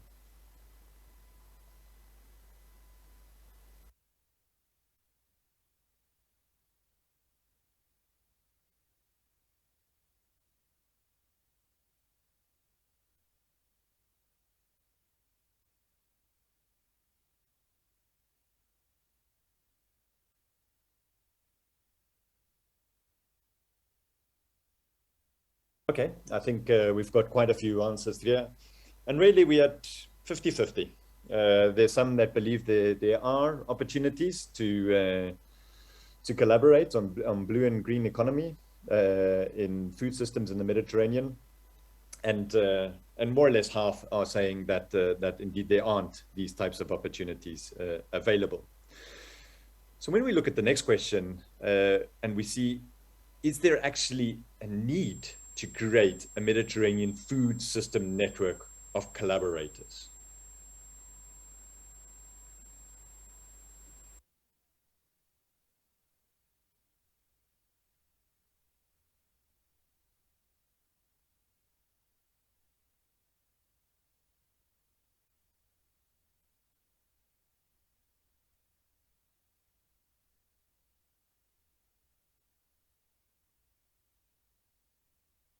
Okay, I see that we've got most of those that are participating in the poll with the responses already. And we can see that that close to 90% of everybody that's responded believes that there is a need and space to create a Mediterranean food system network of collaborators. So this is going hand in hand with some of those opportunities that Miriam was mentioning in terms of the collaboration. But we also want to know what type of food system or food waste network, association, community of practice, a cluster that you are aware of or you currently collaborate with in the Mediterranean region. Are there any that you are aware of that deal with food systems and food waste? Do you participate in any at this level? Okay, we have one that is the EU platform on food loss and food waste. I'm aware of Food System Network, which is a UK-based network, but I'm not too sure of too many in the Mediterranean region.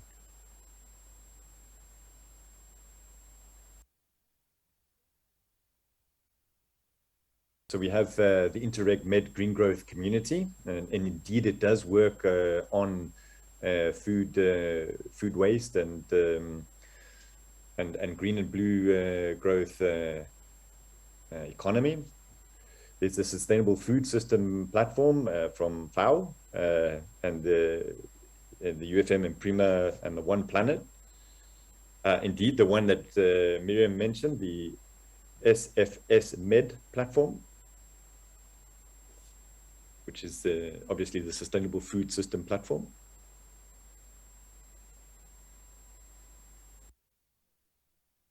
Okay, brilliant. So we have some that we are aware of and indeed collaborating with. Okay, we're going on to onto some of the last questions here. Where would you like to see more focus required in order to reduce or eliminate food losses and waste in the Mediterranean? Would you want better policy to enable improved food systems in the Mediterranean, better consumer knowledge and habits, some improved technologies for efficiency and reduced waste, or enhanced food system governance?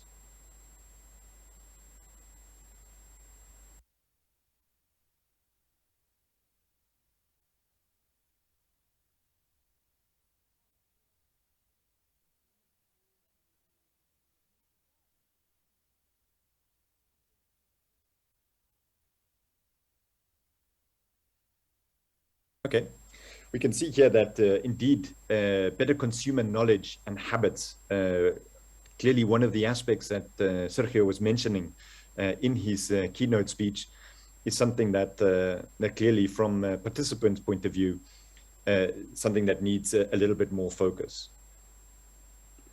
A follow-up question on that, and I'll just give you some 30 seconds more or less to look at this one.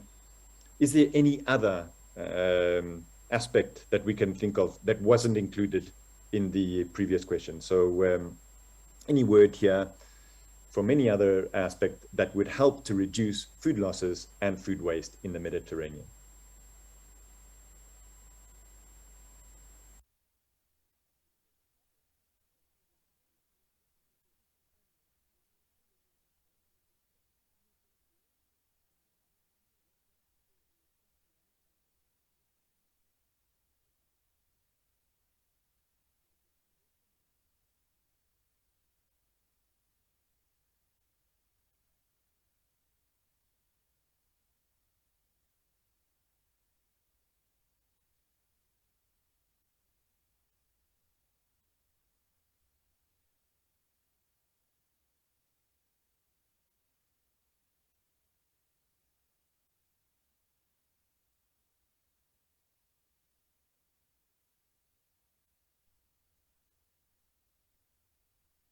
Okay, nice. I think it's very clear this this word cloud has allowed us to pull out some of the more important words that have come through, and education stands out very clearly there in terms of some of the aspects that really need to help reduce food losses and food waste. We've got other aspects such as eco-labeling or better management in supermarkets. Obviously, gender and youth education programs are all various aspects that that can also be considered within that. This is the last question in this in this section, and essentially, we just one of the aspects that you mentioned before in the questions that came through as you registered was what type of institution do you think should host a field learning visit? Because field learning visits were something that you mentioned were really important, that needed to happen. So in your opinion, who do you think should host these field learning visits?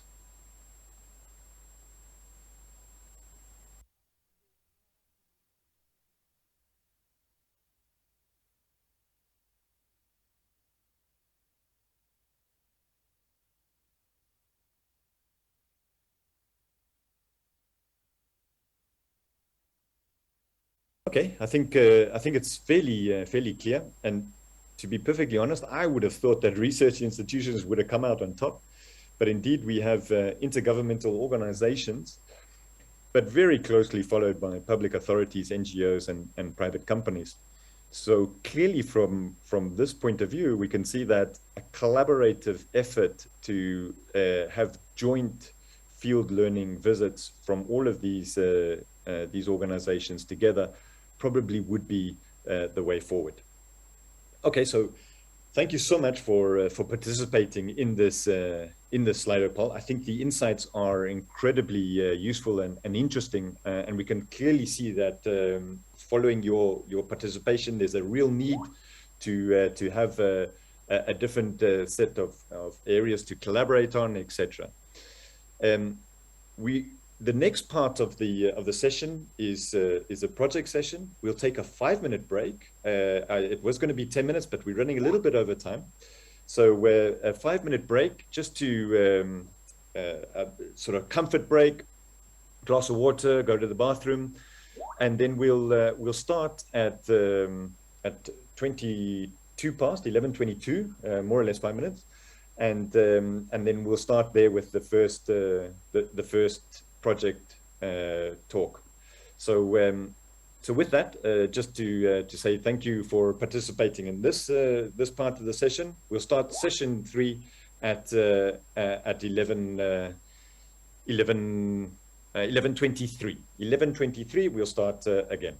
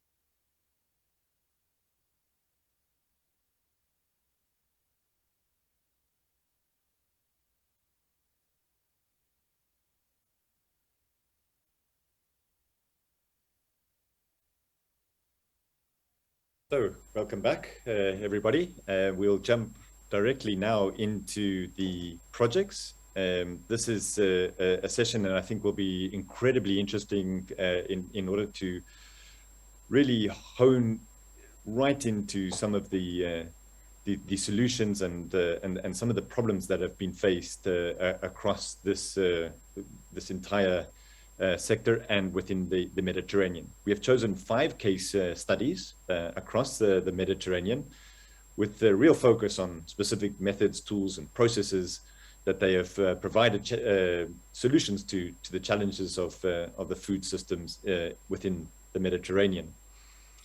The projects will each have 5 minutes to present their outcomes and some of the solutions and impacts they've had. And following that, we'll wrap up and close up with the final session. So without further ado, I'd like to ask Joan Colon Jorda to give us an insight from the Decost and Med4Waste project. Thank you. So thank you very much, David. So can you confirm that you see my screen and you hear me? Okay, perfect. Thank you very much. So I'm Joan Colon from the Beta Technological Center. First of all, thank you very much for having us here, allowing us to present what we think are 2 very interesting projects. One is the Decost project and the other one is the Med4Waste project. Okay, now. Right now, I'm going to explain a little bit both of the projects. We will start for the Decost, which is an any project, which has the main aim is to close the loop of the organic fraction of municipal solid waste inside the municipalities, which means that we are giving a solution by implementing decentralized solutions to the organic waste. As we have heard before, one of the main sources of food loss, it happens at the user stage. So of course we need to try to reduce this amount of waste, but in the end there will always be some waste produced. So what we are trying to do in this project is to implement new methodologies to deal with this unavoidable fraction of organic matter, with the main aim of increasing the circularity of the organic waste and, of course, trying to divert as much food as possible going from landfills. So we need to keep in mind that more or less there is like only 30% of recycling of this organic waste. So there is a long way to go. How we are going to implement that? By linking community and home composting pilots with urban farming activities.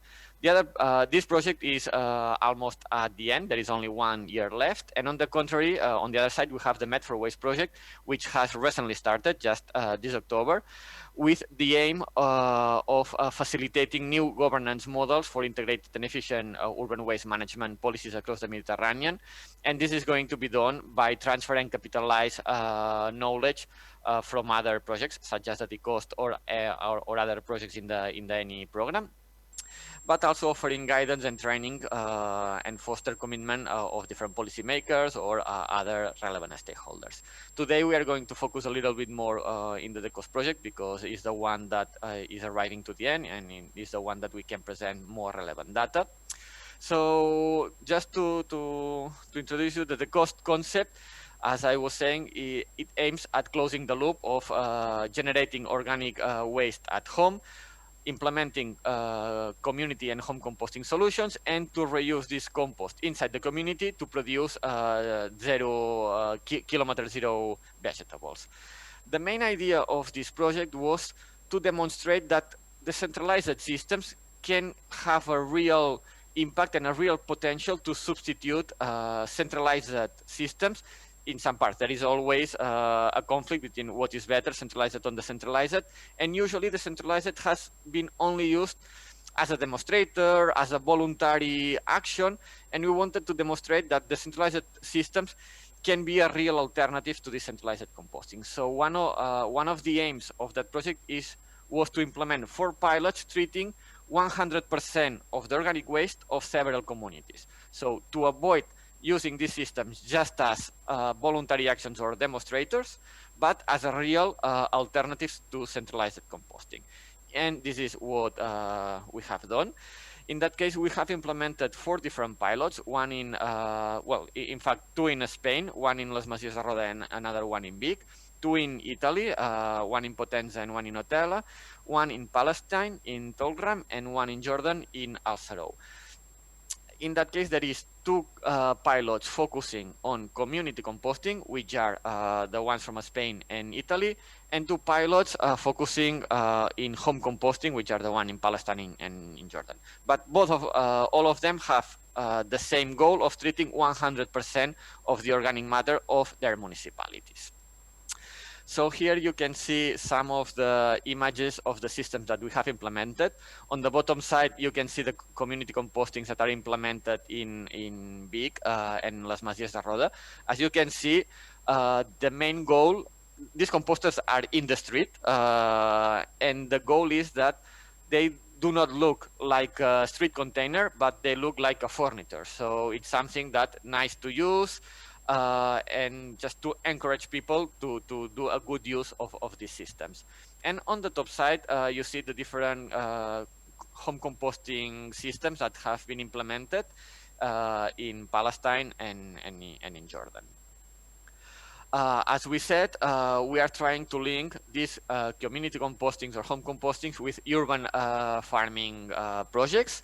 And in here, you can see one image of the compost that we have produced in Las Masies de Roda. And here, citizens that are coming to take the compost to be used in their gardens or yeah, and to grow their own vegetables. And on the bottom side, you see different activities that we are doing with children, which we think is a key element of future education and future improvement of these waste management systems. What is important is that we are offering the compost for free, of course. We are asking them a huge commitment to do these activities. So at least we want to give them back. And we think this is a nice way to couple environmental with social issues. And so far, the answer that we have had from the community, it's extremely good. And they are super happy with the system. And what is really nice is that after the pilot ends, after the project ends, the project will continue, we hope, for the long term, run directly by the municipality and not by us. Finally, just to wrap up, some key takeaway messages.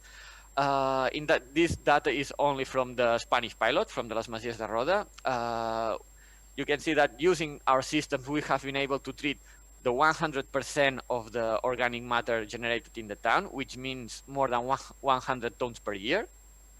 It's super important that once we changed the system from the street containers to the door-to-door collection plus community composting, we doubled the source-selected fraction collected. We moved from only 42% to up to 84% of source-selected materials, both taking into account 100% of organic material plus a huge amount of the other fractions like paper, packaging, and so on. And finally, we have been able to implement low-tech solutions that can be easily replicated in many other parts of the Mediterranean area at a competitive cost. Right now, we are treating all the organic matter at a lower cost than conventional collection and treatment and centralized treatment.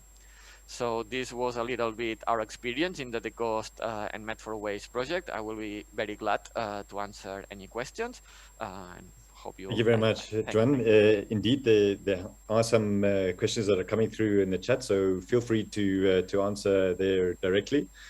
And we'll jump directly into the next presentation from Iro Alampai from WES to give us a little bit of insight from the projects that WES is undertaking. Over to you.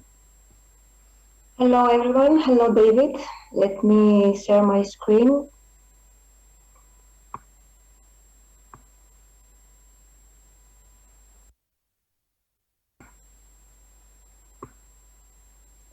My name is Iro Alampei. I come from Greece, and in my 5 minutes, I will share with you the WES experience on education about food.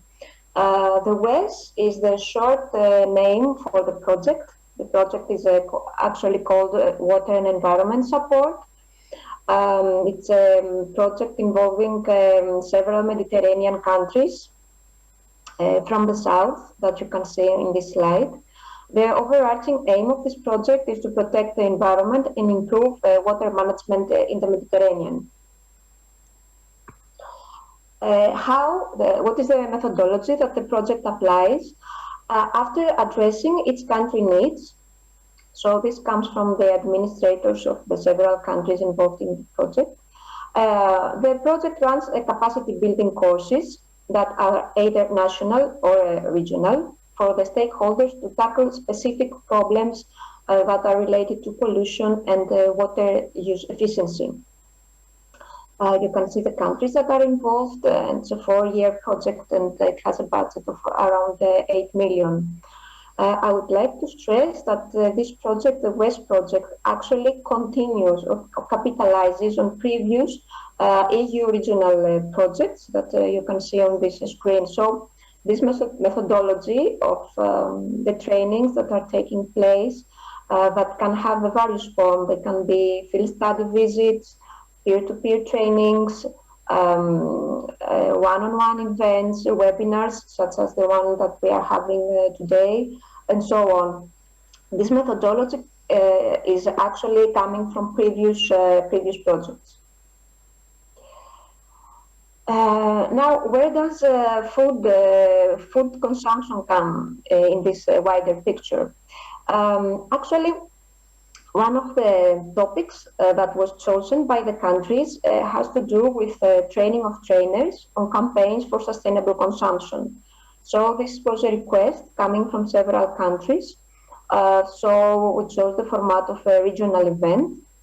And the way to approach that for WES was to design education for sustainable development campaign.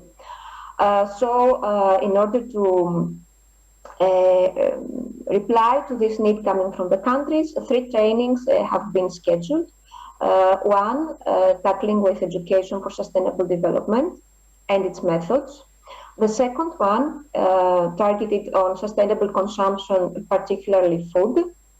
It took place some weeks ago, and the final one tackles the concept of sustainable consumption and packaging.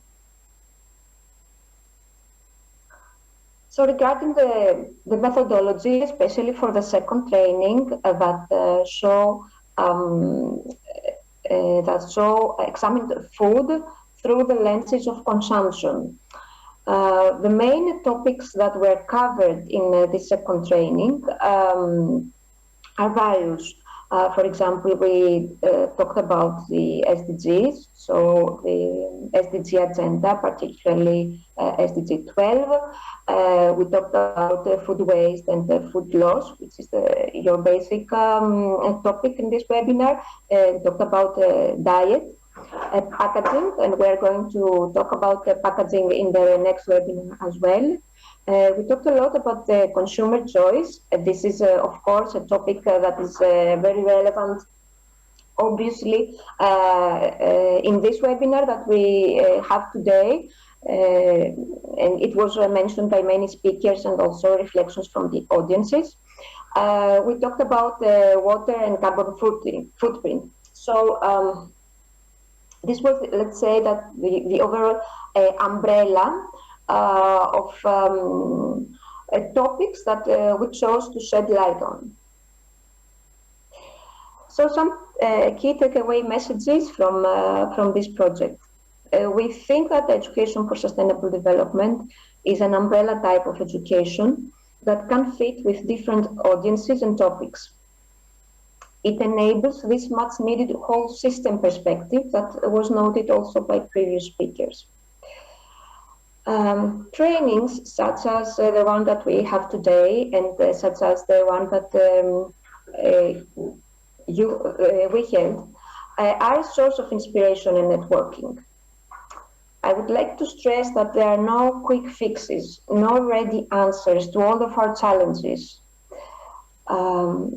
We follow a lot of trainings and webinars, and we are inspired. We meet the new projects, new people, and then we design projects that should be contextualized based on our own local or national needs.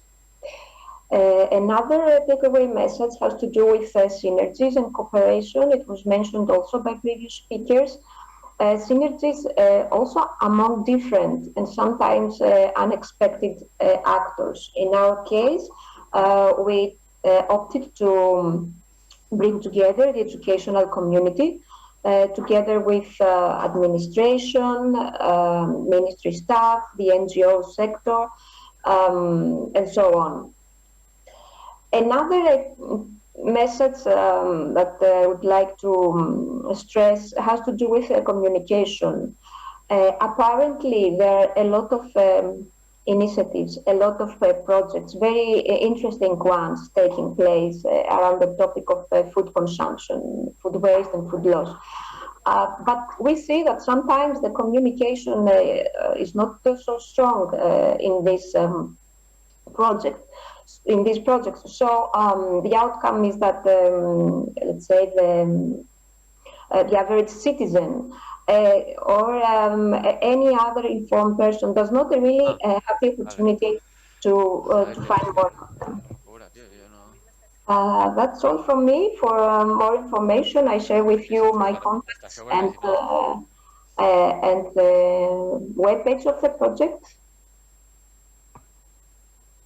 Thank you so much, Eero. That a really interesting work on that side, and indeed, in case you have any questions directly for Eero, please use the Q&A chat. It helps to control a little bit where the questions are and who's answered them. Of course, if you don't see that, you can ask in the chat, but it is easier in the Q&A, and feel free to ask Eero directly there. Those questions. So with that, we'll pass on to the next project from Mohammed Wagai from Prima. Will give us a bit of insight on these projects that Octavi was mentioning before. So a bit to you, Mohammed.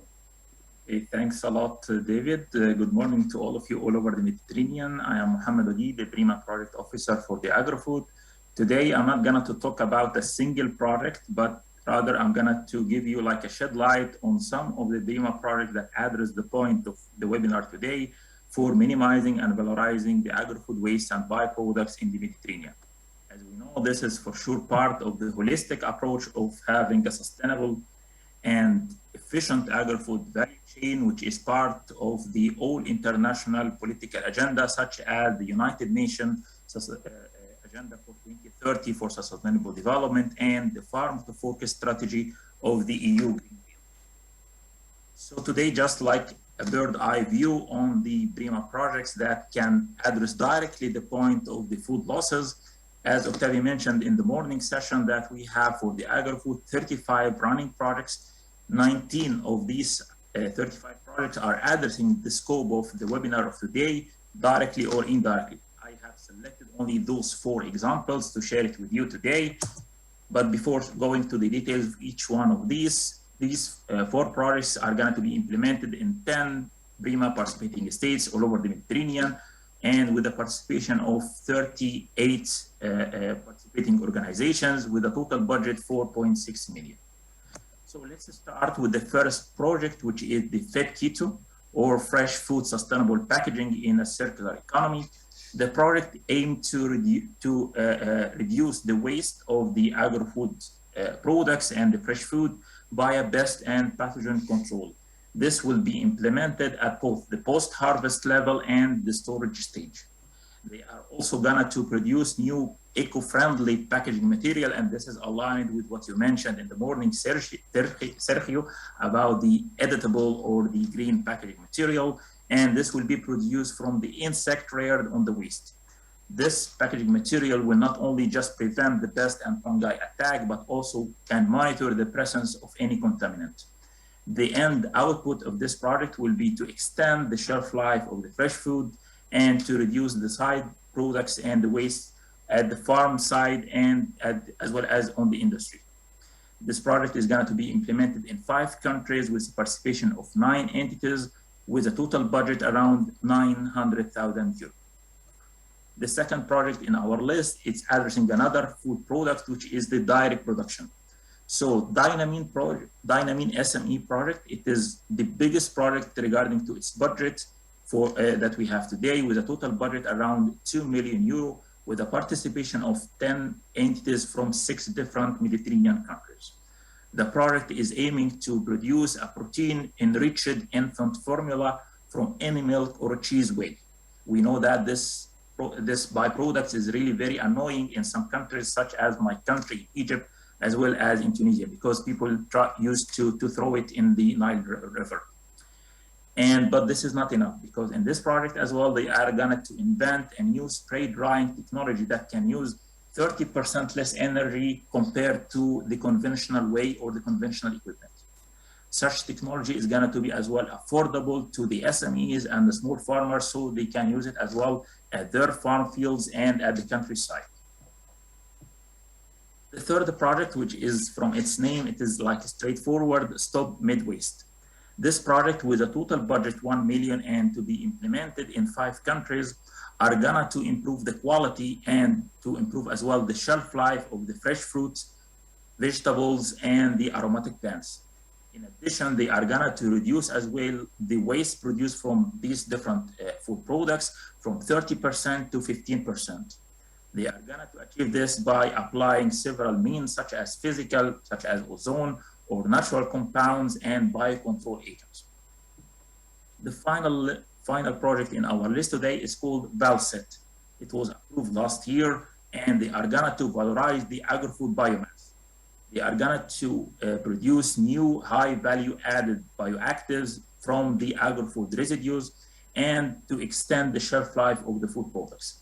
You can see that they will have 3 different pilots in 3 different countries in the Mediterranean. So in Spain, they are gonna to address the whey byproducts in Spain.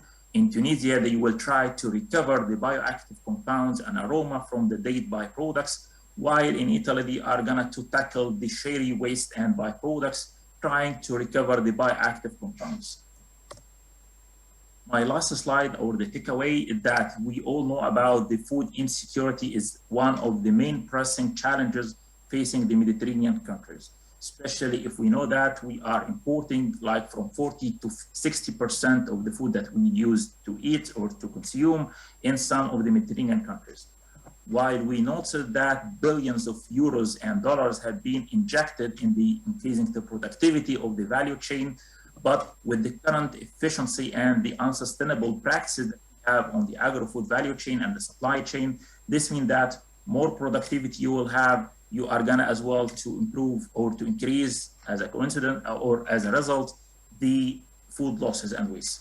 That's why several Prima projects are addressing the other side of the coin, which is extending the shelf life of the Mediterranean food and decreasing the food losses. While we cannot for sure eradicate totally the food losses, so the other solution which is accompanied with this is to valorize those food losses or food waste. And besides having this environmental impact, it will increase as well the income of the small farmers and the smallholders. And thank you so much for your attention, and wish you all the best. Thank you. Thank you so much, Mohammed. Really interesting projects from Prima's side, and I think there's some insights with new innovations in packaging, which is some of the key points that some of the participants have raised as to challenges that need to be overcome. Thank you for that, and we'll move directly on to the next project, and that is from Alessandro Miraglia from SwitchMed. So over to you, Alessandro. Thank you very much, David. Almost Alessandro Miraglia. Good morning, all, and thank you for this kind invitation to present how entrepreneurship-driven innovation is an important lever to reduce food losses and food waste when coupled with financial and non-financial support, and when it happens within local business ecosystems. A very brief introduction. SwitchMed is an EU-funded initiative which works since 2013 in the Southern Mediterranean to support green and circular entrepreneurs tackling environmental challenges. It has done so by creating an ad hoc green green business modeling methodology piloted in a first phase with more than 2,000 entrepreneurs. With the support of local partners and an expert network created in the region, SwitchMed established a regional community of entrepreneurs we call the Switchers community. Switchers are green and circular businesses implementing eco-innovative solutions that contribute to sustainable and fair consumption and production models. They are active in a variety of fields such as sustainable farming, green construction, sustainable textile, ecotourism, renewable energy, and so on. The main objective of the Switchers community is to promote sustainable business models and viable production and consumption activities which have a beneficial impact on the people, the planet, and the economy. The Switchers community has recently risen to the challenge of offering financial and non-financial services to its members, thanks to the establishment of what we have called the Switchers Support Program, an eco-innovation and circular economy-oriented initiative led by UNEMAP Regional Activity Center for Sustainable Consumption and Production. SwitchMed and the Switchers Support Program works with a business ecosystem approach. Actually, the second phase of SwitchMed is scaling up results achieved under the previous demonstration phase, and to do so is facilitating the establishment of local coalition of public and private stakeholders supporting eco-innovation. We call the Switcher Support National Partnerships. Approximately 100 business support organizations have been engaged so far in 7 different countries in the Southern Mediterranean. The final objective of this coalition is to foster the local business ecosystem to support the journey of green and circular economy entrepreneurs. Out of 400 switchers, 25% work on sustainable food system, and a similar number is engaged in resource efficiency and sustainable waste management. The activity chain portraying the support process is pretty straightforward. SwitchMed supports local coalition of BSOs, as mentioned, with technical and financial assistance. An extensive knowledge transfer process is being implemented with more than 220 local experts trained on green business modeling, out of which 46% are actually women. These local experts and BSOs to which they belong will cascade this methodology training and incubating green entrepreneurs via the switchers.org. As you can see here, a web platform recently launched by SwitchMed with the objective to increase outreach and establish a digital ecosystem to support green entrepreneurs.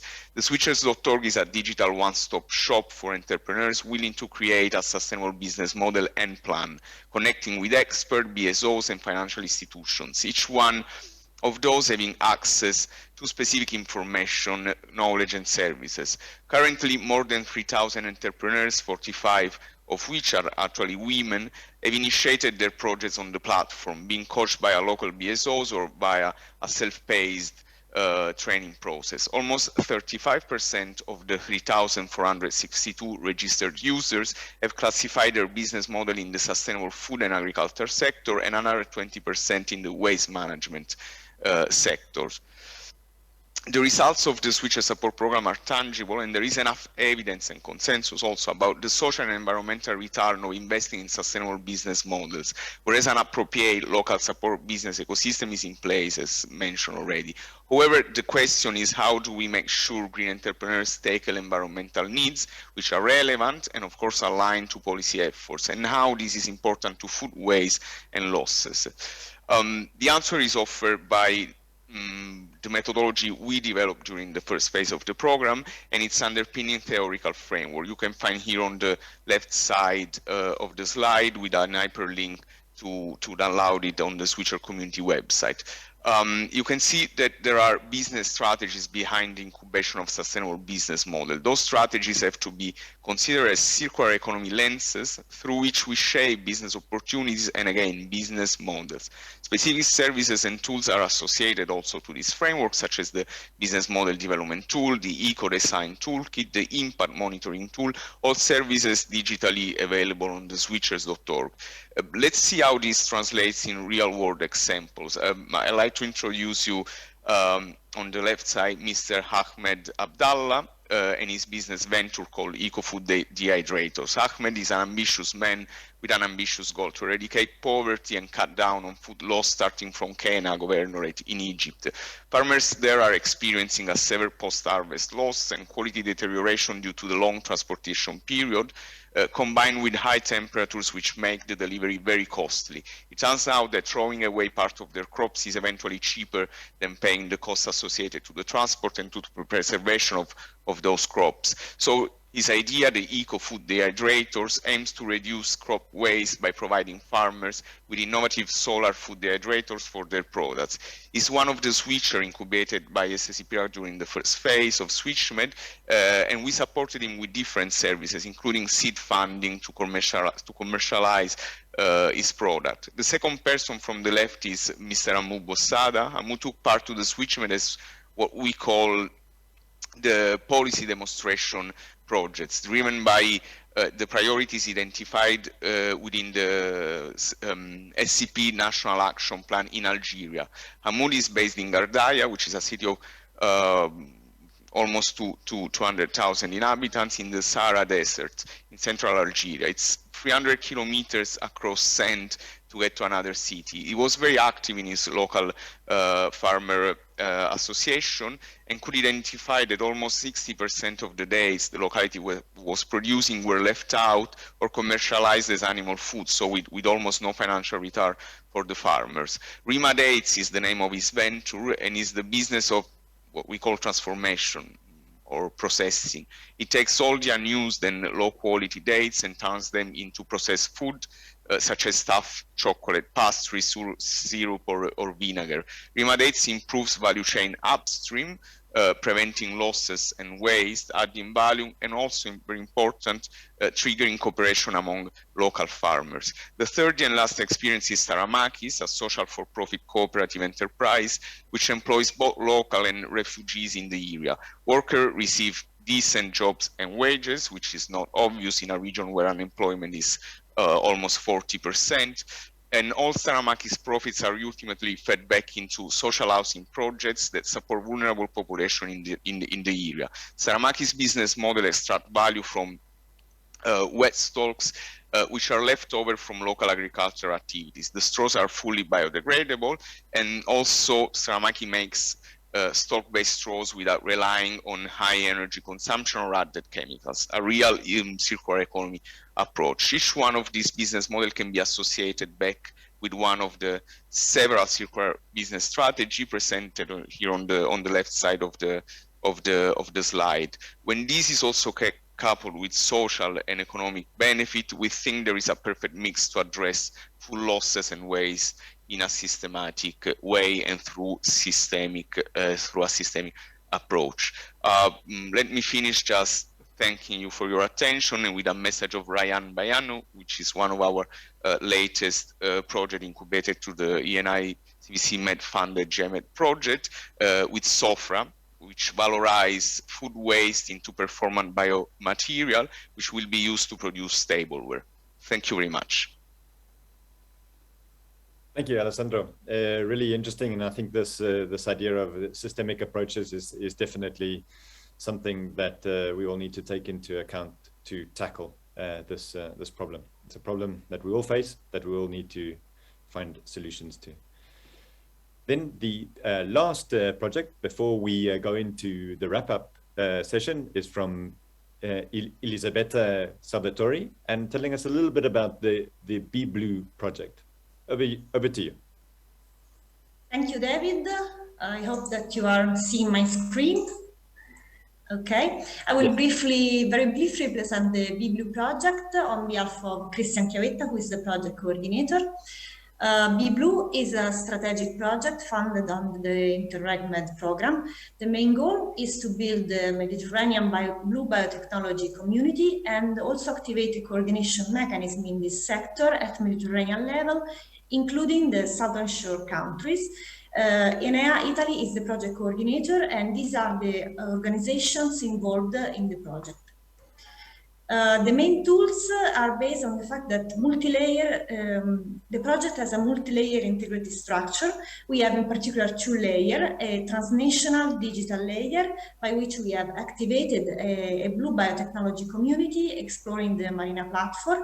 And we have also developed and just released a digital matchmaking tool that has been presented just yesterday in Croatia in a matchmaking conference. Then we have a local layer, a territorial level, by which we have activated 5 blue biotechnology hubs, focusing on specific value chains and also in connection with existing networks of local stakeholders. These are the 5 BBT hubs located in France, Spain, Italy, Greece, and Slovenia. The activities are focused, as I've said, on specific value chains and are ongoing until the end of February. I will go a bit more in detail on the Italian BBT hub. We are focusing on 2 value chains, algae production for high-value compounds and aquaculture fisheries discard valorization in added value sector. We are working along 4 main lines. We have started, first of all, networking, launching some national and international events and gathering stakeholders from local to international level. With this stakeholder, we have set up a knowledge and development and transferring activity. And in particular, we have started a physical demonstration site in an aquaculture farm in South Italy, in particular in Apulia region, involving industry, research and policymaker.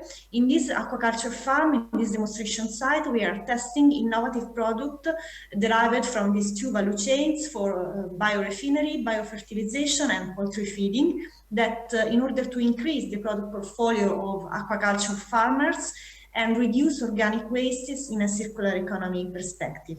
We are also promoting new collaborations, setting up a legal framework for a public-private partnership. And we are also identifying legal barriers that prevent the innovation in this sector, and also identifying, of course, solutions to overcome these legal barriers.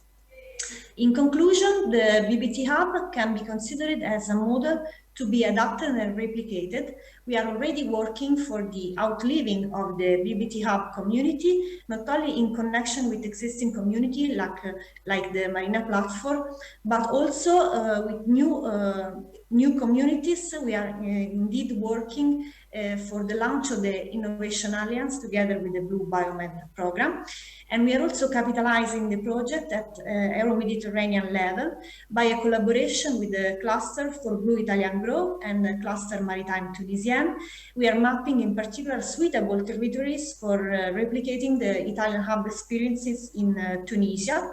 So this model, this BBT hub model, can be adapted to all contexts in the Med area, including the Southern Shore countries, and also can be adapted to other economic sectors besides blue bioeconomy. I thank you very much for your interest, and you are welcome to please contact us. Thank you so much, Elisabetta. Very interesting work there. So in the interest of time, we'll go directly into the wrap up. I'll hand over to Alessandra and Mercè, and they'll be able to give us some final conclusions and to give us a little bit of insights of what's coming up following today's webinar. So from my side, I'd like to just thank everybody for your participation, and I'll hand over now to Alessandra. Many thanks, David, and many thanks to everybody. It has been a very intense and extremely interesting, enlightening webinar. Thank you also for your interaction. I think that it's definitely an added value and very, very helpful to set the way forward. Let's say that maybe if we want to wrap up actually on the main messages, we started with the issues related, of course, to harmonized data collection, methodologies and reporting, which FAO has been actually addressing right at the beginning. So it's something actually to follow up in terms, of course, of efforts. There is a call, of course, for increased collaboration. And in this respect, actually, that was one of the question and point raised. I'd like actually to answer to that. Also, let's say about the point related to civil society organization, that the Sustainable Food System platform that has just been, let's say, set up in view of the UN summit, which actually is going to be having a follow-up activities and the life, let's say, on its own, based actually also on these important outcomes of the summit itself and the follow-up activities, including a community of practice, which will be, let's say, the pillar for future activities. In a certain way, the community of practice was already engaged in the two MED dialogues, which I mentioned before, and will be more and more into the follow-up activities. So I'd like also to mention that one of the other takeaways is that there is a call for participants indeed for intergovernmental organizations, private companies and public authorities to run indeed informative field visits. So we'll see how this indeed can be arranged within the future activities, and also to go for a follow-up webinar, and you'll hear about it in a few minutes. In terms, let's say, also messages from projects, we heard about, you know, the option and the pilot, so actually more specifically the pilot composting at decentralized level, which seems to be a very good, easy and replicable solution. So we look forward also to know how that works in terms of final results in the non-EU countries to be considered for wider upscaling. It was highlighted, of course, that consumers' role and their active involvement is a top priority for the way forward, which of course emerged from many other forums, and it's actually part even of the Greener Med, which is actually the UFM Environment Agenda up to 2030. So again, this matches with all what we are taking forward in terms of action, together with the fact that education for sustainable development has to be systematically, let's say, integrated into the activities. In terms of PRIMA, of course, the contribution of PRIMA is key in terms of providing innovative and efficient solution for a transition towards a circular agri-food system. And there are many opportunities to participate in projects.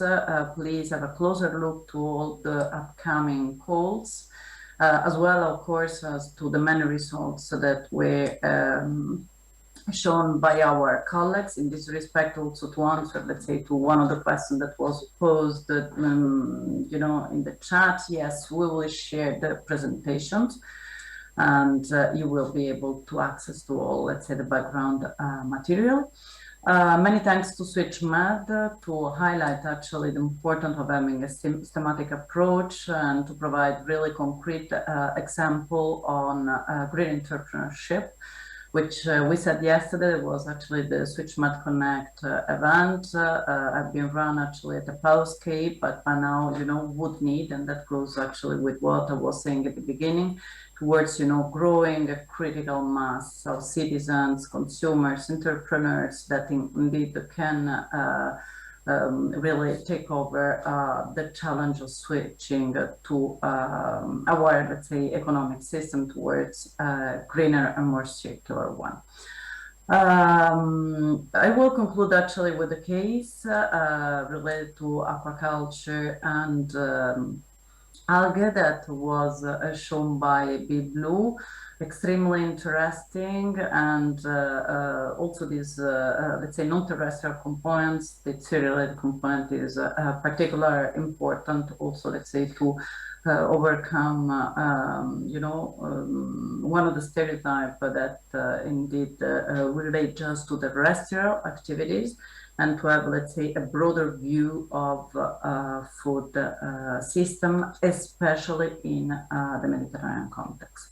I will now, before, let's say, thanking everybody, I will also give the floor to Merce. Merce, please feel free to complement whatever I might have missed. and please highlight which are the next steps so that we are foreseeing. Thank you very much to everybody for your participation. And thank you very much also, David, for the excellent moderation.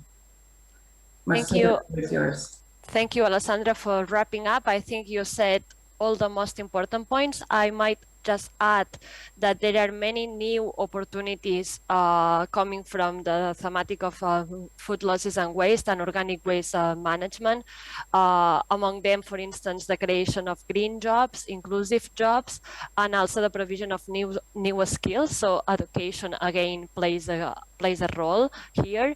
And also it's an opportunity to strengthen that link between urban and rural areas, which is also very important in the Mediterranean. So just to finalize, we will follow up with you with a webinar evaluation where you can add the details to be involved in future collaborations, and also to have your views on the webinar that we just had. And also we would really like to invite you to the forthcoming webinar, which will take place in 2 weeks on the 4th of November, same time, same format, but the topic will be driving sustainable production and consumption through eco-labeling and certification schemes in the Mediterranean region. So please, you need to register as well if you wish to participate. And we really hope to come with you in the next webinar and in future activities. So thank you very much for being with us today. And have a nice day, everyone. Thank you very much.